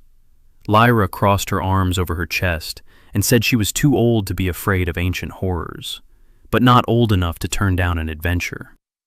Sera pushed her glasses up onto her forehead. She rubbed her eyes. Then she put them back on and said she had a map, and that they needed to work out the route before leaving. When we set out. Aiden looked at them, at all 6 of them, and for the first time in 10,000 years, he felt something he couldn't put a name to, something warm and heavy at the same time, something that made him want to both cry and laugh. He said in a month they would head north. The month of preparation for the expedition flew by like a single day. Lyra brewed potions, 23 vials, restorative, protective, painkillers, 1 emergency potion for expanding the channels that Aiden hoped he wouldn't have to use, because the side effects were brutal. 3 days of fever and a week of weakness. But if his body's channels couldn't withstand the strain of the seal, this potion would be his only chance. Sera prepared copies of the map for everyone. She restored 3 erased sections, using indirect data from other parchments. Not perfect, but enough to avoid getting lost. She marked the dangerous zones, places where the silence might already have spread, places where magic might not work. Ayla trained until her fingers bled, Aiden her twice. He said that broken hands were more useless than untrained ones. She obeyed. Not right away, but she obeyed. Aiden made her an amulet, a small stone tablet on a string. He carved it himself, from the stone of the Academy's foundation, the very stone that held the mana of the First Age. Inside the tablet was a rune of protection, weak but constant, like a warm hand on her shoulder. Ayla put on the amulet and never took it off again. Hay had completed the full construction of the fireball, 23 runes, all of them. Her fire had changed, not bright and crude like the Solveig's, precise and deep, like a blade instead of a hammer. She tried to show her brother. Kyle didn't understand. He said she was overcomplicating things, that 6 runes were enough. Hayley didn't argue. She just walked away, and Aiden saw her clench her teeth as she left. Not out of anger, out of bitterness. She couldn't save those who didn't want to be saved. Ji-eun honed her runic blade technique. Her sword sliced through magical constructs like a spider web. She became quieter, more focused. She spoke less and listened more. Aiden noticed that she had started sleeping by the door to his room, not inside, outside, in the hallway, on the floor. He asked her not to do that. She said it was her choice. He didn't argue, because he understood. It wasn't submission, it was a decision. She had decided that his life was more important than her sleep, and no words could change that. Maeve had learned to heal deep wounds, cuts, bruises, sprains. Her hands glowed with a soft green light when she touched the damaged tissue. She did it with an expression on her face as if she were talking to the wound, persuading it to close, and the wound obeyed. A week before the release, Aiden went down to the basement of the Carvell estate, alone, at night, on horseback. A 12-hour journey without stopping. He reached the binding stone and placed his palms on it. He closed his eyes and read the message he had left for himself 10,000 years ago. The message was short, in the language of the First Age. 3 sentences. First, the seal will crack in 10,000 years. He knew. He knew when he said it. He knew it wasn't eternal. He knew he'd have to return. Second, to restore the seal, all 9 schools are needed, all of them, including the Union. 1 mage is not enough. A chorus is needed. The voices of all the elements are needed at the same time. The third phrase was the hardest. The anchor remains. Whoever seals the seal remains inside, forever. Aiden took his hands off the stone. He sat down on the cold basement floor, and he sat there until dawn. He didn't think.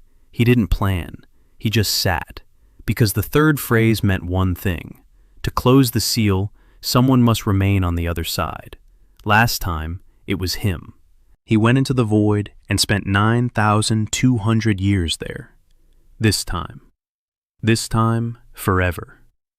He returned to the academy and didn't tell anyone. He couldn't. If he told them, they wouldn't let him go. They'd look for another way, waste time they didn't have, argue, cry, cling. He couldn't allow that. Not because he didn't want to, because there was no time. The departure was set for dawn on the last day of the 4th month. 7 sacks, 7 pairs of legs, 1 route, north, into silence. Nora came to see Ayla off. She stood at the academy gates, dry eyes, pressed lips. She hugged her sister. Then she walked over to Aiden, looked at him for a long time, said 1 sentence, "Bring her back." Aiden nodded. They left. The first 3 days of the journey passed without incident. The road north led through a rolling plain. Fields, farms, villages. The world looked normal, alive, but Aiden could feel it. Every evening, he lay down on the ground and listened. The silence was approaching, like a tide, slow, inevitable. On the 4th day, they entered the dead forest. The trees here were black, not from fire, from the absence of life. The trunks stood like columns, The branch is bare. Not a leaf, not a speck of moss, not a trace of lichen.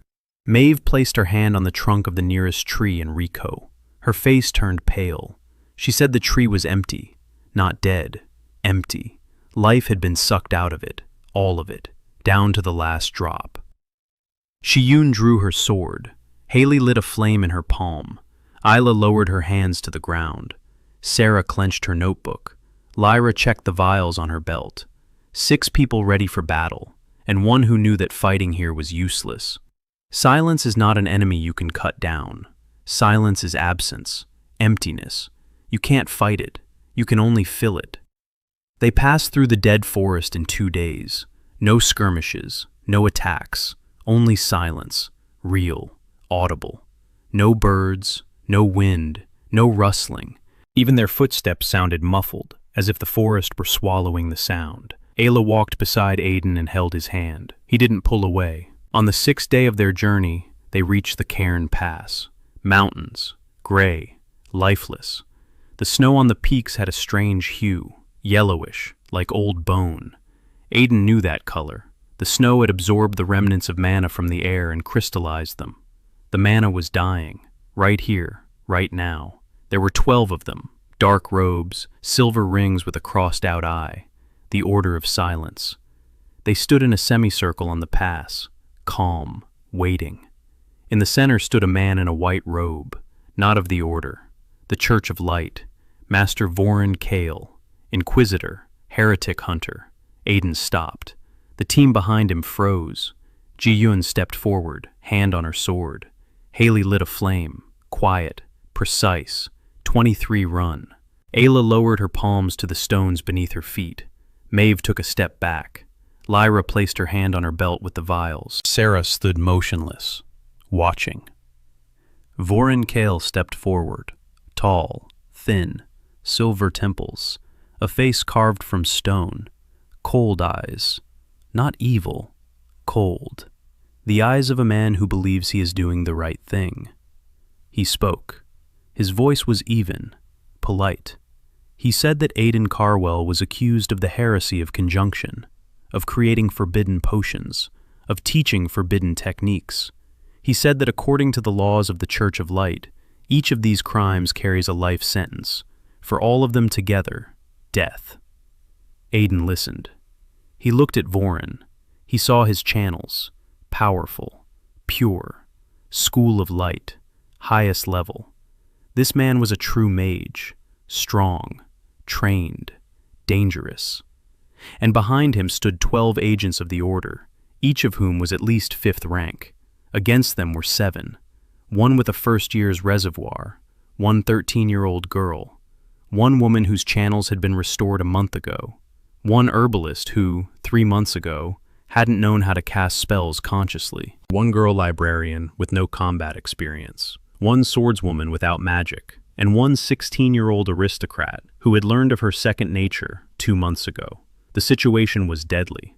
Aiden stepped forward. 1 step, 2, 3. He stood before Vorin, looked him in the eyes. From the bottom up, a boy and a man, a thimble and an ocean. He spoke, quietly, calmly. He asked Vorin if he knew why mating was forbidden, not by law, in reality. Vorin replied that mating was a perversion of the pure schools, that it destroyed the natural order of magic, that a mating mage had killed his sister 20 years ago. Aiden nodded. He said he knew about his sister. Vorin flinched. His eyes narrowed. He asked where from. Aiden replied that his sister had not been a victim of mating. She was his apprentice. She had been studying mating in secret, fire and life. She wanted to create a spell that heals burns, not just heals, restores completely, without scars, without pain. She was close to success. But her teacher, who had been taught using flawed methods, made a mistake in a key rune. The bond spiraled out of control, not because it is evil, because the knowledge was incomplete, because the church had banned the study and driven practitioners underground, where there were no proper mentors. The church did not protect his sister. The church killed her. By forbidding her to learn properly, Vorin stood motionless. His face was pale. His hands were clenched. Every word struck him like a stone against glass. Aiden saw the cracks. He saw 20 years of convictions shatter one by one. But Vorin was strong. The the strong break more slowly. He asked in a voice that carried the chill of winter how the boy knew such details. How did he know about his sister, about her teacher, about the rune? Aiden raised his hand, slowly. Vorin tensed. The 12 agents behind him leaned forward, but Aiden didn't attack. He traced a rune, in the air. One, a small one. The rune of union, fire and life. The complete form. 23 elements. The very one Vorin's sister had tried to create on the day of her death. But this one was correct, without error, without flaw. The rune flared with a soft light, golden and green at the same time, warm, alive. Then Aiden directed the rune at the candle Vorin was holding on his staff. A small flame, a church flame, a ritual flame. The flame changed. It turned blue, even, cold, calm, not burning, healing. Exactly as his sister Vorin had wanted to make it. Exactly as it was meant to be. Vorin watched the flame, blue, quiet, dancing at the tip of the staff, and Aiden saw something break inside him. Not faith, a wall. A wall he had been building for 20 years so he wouldn't feel, so he wouldn't remember his sister, who sat up nights poring over formulas and dreaming of saving the world. A wall behind which he hid his grief and called it righteous anger. Vorin asked hoarsely, "Where from?" Aiden replied, "Because his sister's teacher was a student of a mage who studied under a mage who studied under a mage who was my student." 5 generations later. The conjunction didn't kill her. The one who forbade her from learning properly killed her.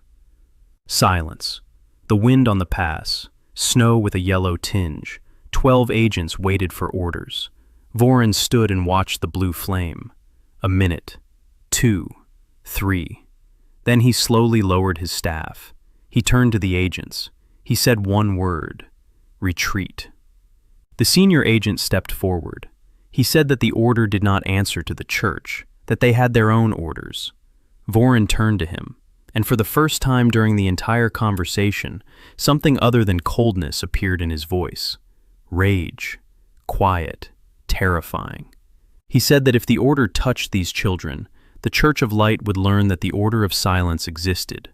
And what happens to secret organizations that cease to be secret? The agent froze. He looked at his men. 12 gazes. 1 decision. They retreated. Vorin turned to Aiden. He looked at him for a long time. Then he said he didn't know who he was, that he didn't know how old he was, that he didn't know where he came from, but that he would remember that flame, and that if the boy was right, if the bonding could be done correctly, then he, Vorin Kale, wanted to see it. Someday, when the world was ready for it. Aiden nodded. Vorin turned away. He left, without looking back. 12 shadows followed him. The pass was empty. Sera stood next to Aiden. The wind ruffled her hair. She finally asked the question that had tormented her since her first day in the library. She asked how old he really was. Aiden looked toward the horizon, toward the north, toward where the Valley of Silence lay beyond the mountains, toward where the seal awaited, toward a place from which he might not return. He answered quietly enough to be exhausting, not enough to stop. They walked on, northward, into the silence. The Valley of Silence was white, not from snow, from emptiness. The grass was white, the earth was white, the sky above the valley was white. Color had vanished along with magic. Mana was the paint of the world. Without it, everything became the same, pale, dead.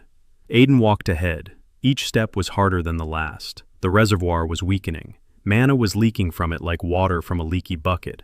The silence drank it, greedily, relentlessly. Maeve was the first to falter. Her vast, wild ocean of mana began to run dry. She turned pale. She grabbed onto Lyra. Lyra caught her. She pulled out a vial, a restorative potion. Maeve drank it. Color returned to her face, but not for long. The silence continued to drink. Hayley walked with burning palms. The fire was the only color in the white world. It grew harder for her with every step, but she didn't extinguish it. She couldn't. Without the fire, the darkness inside her, the shadow, began to stir, to break free. Here in the silence, the balance between the two schools was becoming fragile. Ji-eun walked steadily. Her steel path did not depend on external mana. Internal mana flowed by different laws, through her muscles, through her bones. Silence couldn't reach her, not yet. She walked beside Aiden, between him and the world, as she had promised, as she had decided. Ayla pressed the amulet to her chest. The stone tablet was warm from the rune. She whispered to the earth, asked it to hold on, and the earth beneath her feet answered, faintly, but it answered, even here, even in the silence. The earth remembered. The earth always remembers. Sera walked in silence, her notebook pressed to her chest, a map in her head. She counted her steps, she checked her landmarks. Silently, she led them through the white void, a navigator, an anchor, a quiet, imperceptible center around which everything held together. They walked for 2 days through the valley, without sleep, without fire, without sound. Silence swallowed everything. Even voices sounded muffled, as if the world had been wrapped in cotton wool. At the end of the second day, they saw the seal. It stood in the center of the valley, huge, stone, a circle of 12 pillars, each 3 times a man's height. Between the pillars, emptiness, not air, emptiness, black, absolute. A chill emanated from it, colder than any frost, the cold of absence, the cold of a world in which there is nothing. Aiden approached the seal and placed his hands on the nearest pillar. The stone was icy. The runes on its surface barely glowed, pale, dying. Of the 23 runes on each pillar, only 4 glowed. The rest had gone out. A crack ran across the entire base, wide, deep. Darkness oozed from it. He turned to the team. 6 faces, tired, pale, frightened, but standing, all 6 of them. He looked at each one, at Sera with her gray eyes behind her glasses, at Lyra with her new channels, at Ayla with the stone tablet on her chest, at Hayley with fire in her palms, at Ji-eun with her sword, at Maeve with a green glow in her fingers. He told them what needed to be done. The seal requires 9 schools, all 9 at once. Fire, water, earth, wind, light, shadow, life, time, conjunction. They have no water mage, no wind mage, no light mage, no time mage. But they have him, Alester Vayne, who remembers all 9. And they have conjunction, which can weave the missing schools from the existing ones. The plan was insane. He would stand in the center of the circle and cast conjunction, weaving the elements they have with those they lack. Hayley's fire would become the foundation for light. Hayley's shadow would become the foundation for time. Ayla's earth would provide the basis for water through the deep currents. Maeve's life would become a bridge for wind through the breath of the world. Ji-eun would hold the perimeter. Her blade would cut down any void that tried to break through the rift while they worked. Sera will read the runes aloud, in the language of the First Age. Because the runes are activated by the voice of one who knows their true sound, Lyra will support everyone with potions. Every minute, every sip counts. And he, Aiden, Alester, will spend everything he has, every drop of mana, every rune in his memory, every second of his life, to seal the rune. He didn't tell them about the third phrase of the message, about the anchor, about the fact that someone has to stay. He couldn't, not now. They stood in a circle, each at her own pillar, Aiden in the center. He took out a vial of emergency channel expanding potion, looked at it, then drank it in one gulp. The liquid burned his throat. The channels flared with pain. They expanded, abruptly, roughly. The reservoir tripled in size in seconds. His body vibrated. A fever washed over him in a wave. He clenched his teeth, held on. The pain was nothing. He knew worse pain. Sera began to read. Her voice was thin, clear. The words of the First Age filled the valley. Ancient words, heavy, like stones. Every word was a key, Every syllable activated a rune on the pillar. The dead runes began to flicker. 5, 6, 7. They awoke one after another. Ayla struck the ground with her palms. The earth responded. With a tremor. Deep. Powerful. The stones around the seal rose. A centimeter. 2. 5. The earth remembered. The earth helped. Hayley threw her hands up. Fire flared. Not orange. Blue. The cold flame of the union. Fire and shadow at once. 3 seconds. 5. 10. She held on, gritting her teeth, with tears on her cheeks, but she held on. 20 seconds. 30. Maeve dropped to her knees. She placed her hands on the white grass. A green glow spread around her. Life. Pure. Bright. The silence retreated a step. 2. Color returned to the grass beneath her palms. Green. Alive. A small island of life in a dead world. Ji-eun stood by the crack, sword drawn, eyes narrowed. Something crawled out of the crack. Dark. Formless. Empty. The first void squeezed through the gap. Ji-eun sliced it in two with a single stroke. The blade passed through the body of darkness, and the darkness crumbled. A second. A third. She hacked away in silence, precisely, without a single wasted movement. Every strike a rune, every stance a formula. Lyra ran between them. Hayley's flask, a sip. Maeve's flask, a sip. Ayla's flask, a sip. She kept them afloat, with potions, with words, with touches. 10 years of pain had taught her one thing: to know when a person is at their limit, and to give them just enough to hold on for another minute. Aiden stood in the center and wove. Runes flowed from his fingers, one after another, dozens, hundreds, each precise, each in its place. He wove Hayley's fire with the formula of light, and the pillar glowed white. He wove shadow with the formula of time, and the pillar began to hum with a low, drawn-out sound. He wove Ayla's earth with the underground currents, and the pillar was covered in frost. Water. He wove Maeve's life with the breath of the wind in the valley, and the pillar began to vibrate. Wind. One school after another, one thread after another. A web, a symphony, 9 voices in a single choir. His body was burning. The channels crackled. The potion gave him strength, but the strength was crude, borrowed. Every minute cost him an hour of life. He felt his body breaking down, slowly, inexorably. It didn't matter. 12 pillars were burning, all 12, all the runes, all 23 on each.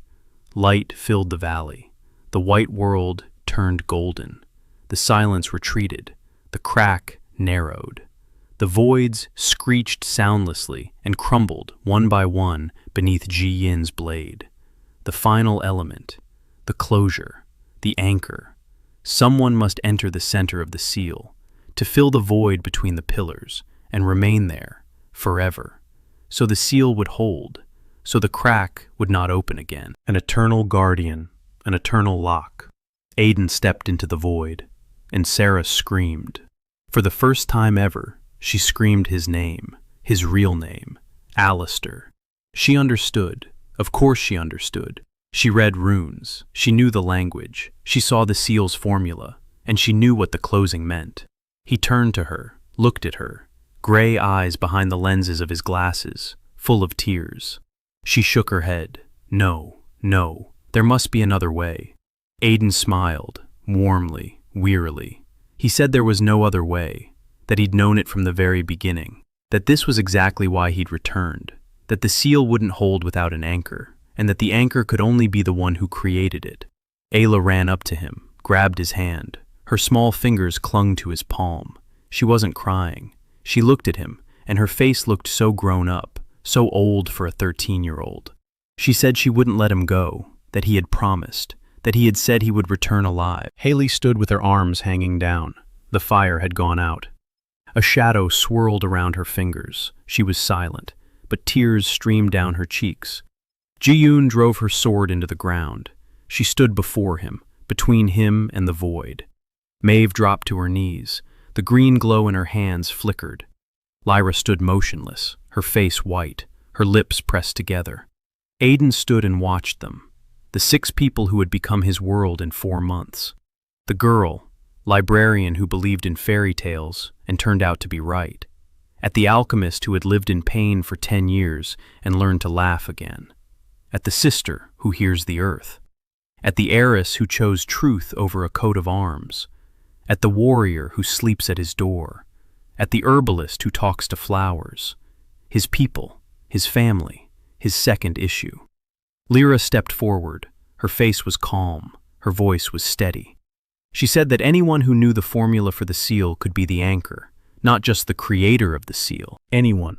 She looked him in the eyes and said that she had lived 10 years in darkness, that he had given her back the light, and that she wanted that light to go to someone else, that he had people who needed him alive, that he had a sister waiting for him at home, that he had a world he needed to learn all over again, and that she had only gratitude, which she wanted to repay.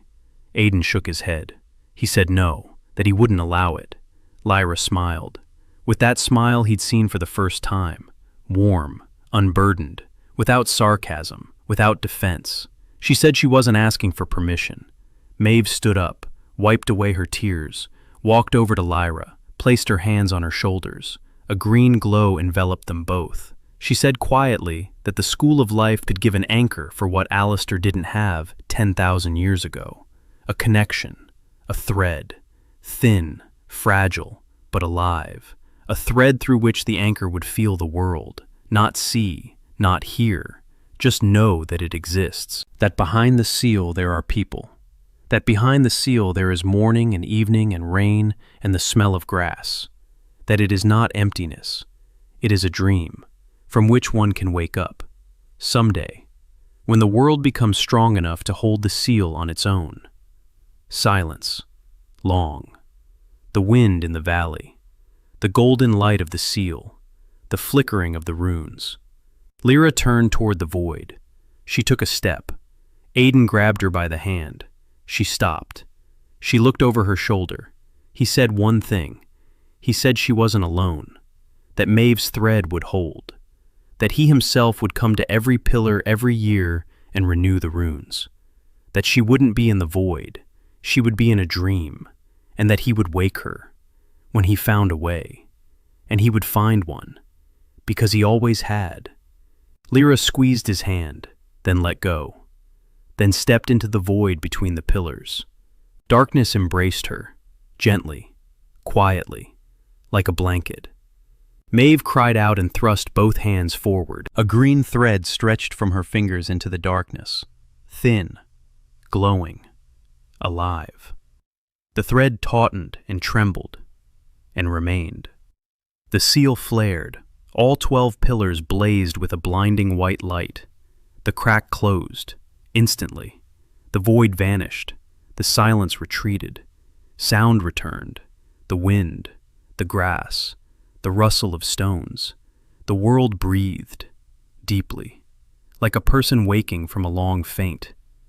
Color returned to the valley, slowly. First green, grass, then blue, the sky, then all the others. The world was coming back to life. Piece by piece, color by color. Aiden stood by the pillar and looked at the spot where Lyra had been. The void was gone. There was a stone, smooth, warm, and if you placed your palm on it, you could feel a pulse, slow, steady, alive. He placed his palm on it, closed his eyes, and whispered in the language of the first age, "I will find a way, I promise." They were heading south, 6 of them, not 7. Maeve walked with her hand outstretched. A green thread stretched from her fingers toward the north, invisible to everyone but her, a connection, one that would never be severed. Ayla walked beside Aiden, holding his hand, silent. Hayley walked behind. The fire in her palms was steady and blue. Ji-eun walked ahead, sword in its sheath, eyes on the road. Sera walked beside Maeve, taking notes. Everything, every step, every detail, for future generations, for those who would come after. The road south was long, but colorful. The world was coming back to life. The trees in the dead forest had begun to turn green, slowly, one leaf at a time, but they had begun. The birds had returned. One sang on a branch as they passed by. Ayla looked up and smiled. For the first time in 2 days. They returned to Silverhaven a week later. The academy greeted them with silence, not magical, human, the silence of people who didn't know what to say, because 6 students and 1 teacher had gone north and returned alive, all but one, Lyra Ventris, the alchemy teacher. The woman who had been disabled for 10 years and 4 months ago had lit a fire in her palm again. She didn't return. Aiden walked through the academy courtyard, past the fountain, past the training hall, past the library. He reached his room, a small cubbyhole in the east wing. He sat down on the bed, and for the first time in 10,000 years, he allowed himself to cry, quietly, briefly, for 3 minutes. Then he wiped his eyes. He stood up. He walked over to the desk. He opened a notebook, a blank one, a new one, and he began to write, in the language of the First Age. A textbook, a real one, a complete one, from the first rune to the last. He wrote his name on the spine, Sera Ashwood. The first copy. There will be others. Outside the window, the evening sun illuminated the towers of Silverhaven, the academy he had founded 10,000 years ago, which was dying, and which would now live on, because 6 people had passed through the silence and returned with fire, and because 1 woman had remained in the darkness so that the world might remain in the light. Aiden wrote until dark. Then he lit a candle, a small one, and continued. The runes fell onto the paper smoothly and precisely. Every letter was a promise. Every page was a brick of a new world, which he would build. Not alone, with his people, with the 2nd edition of Silverhaven. Someone knocked on the wall. He opened it. Ayla, in her nightgown, with a tear-stained face. She didn't say anything. She just hugged him.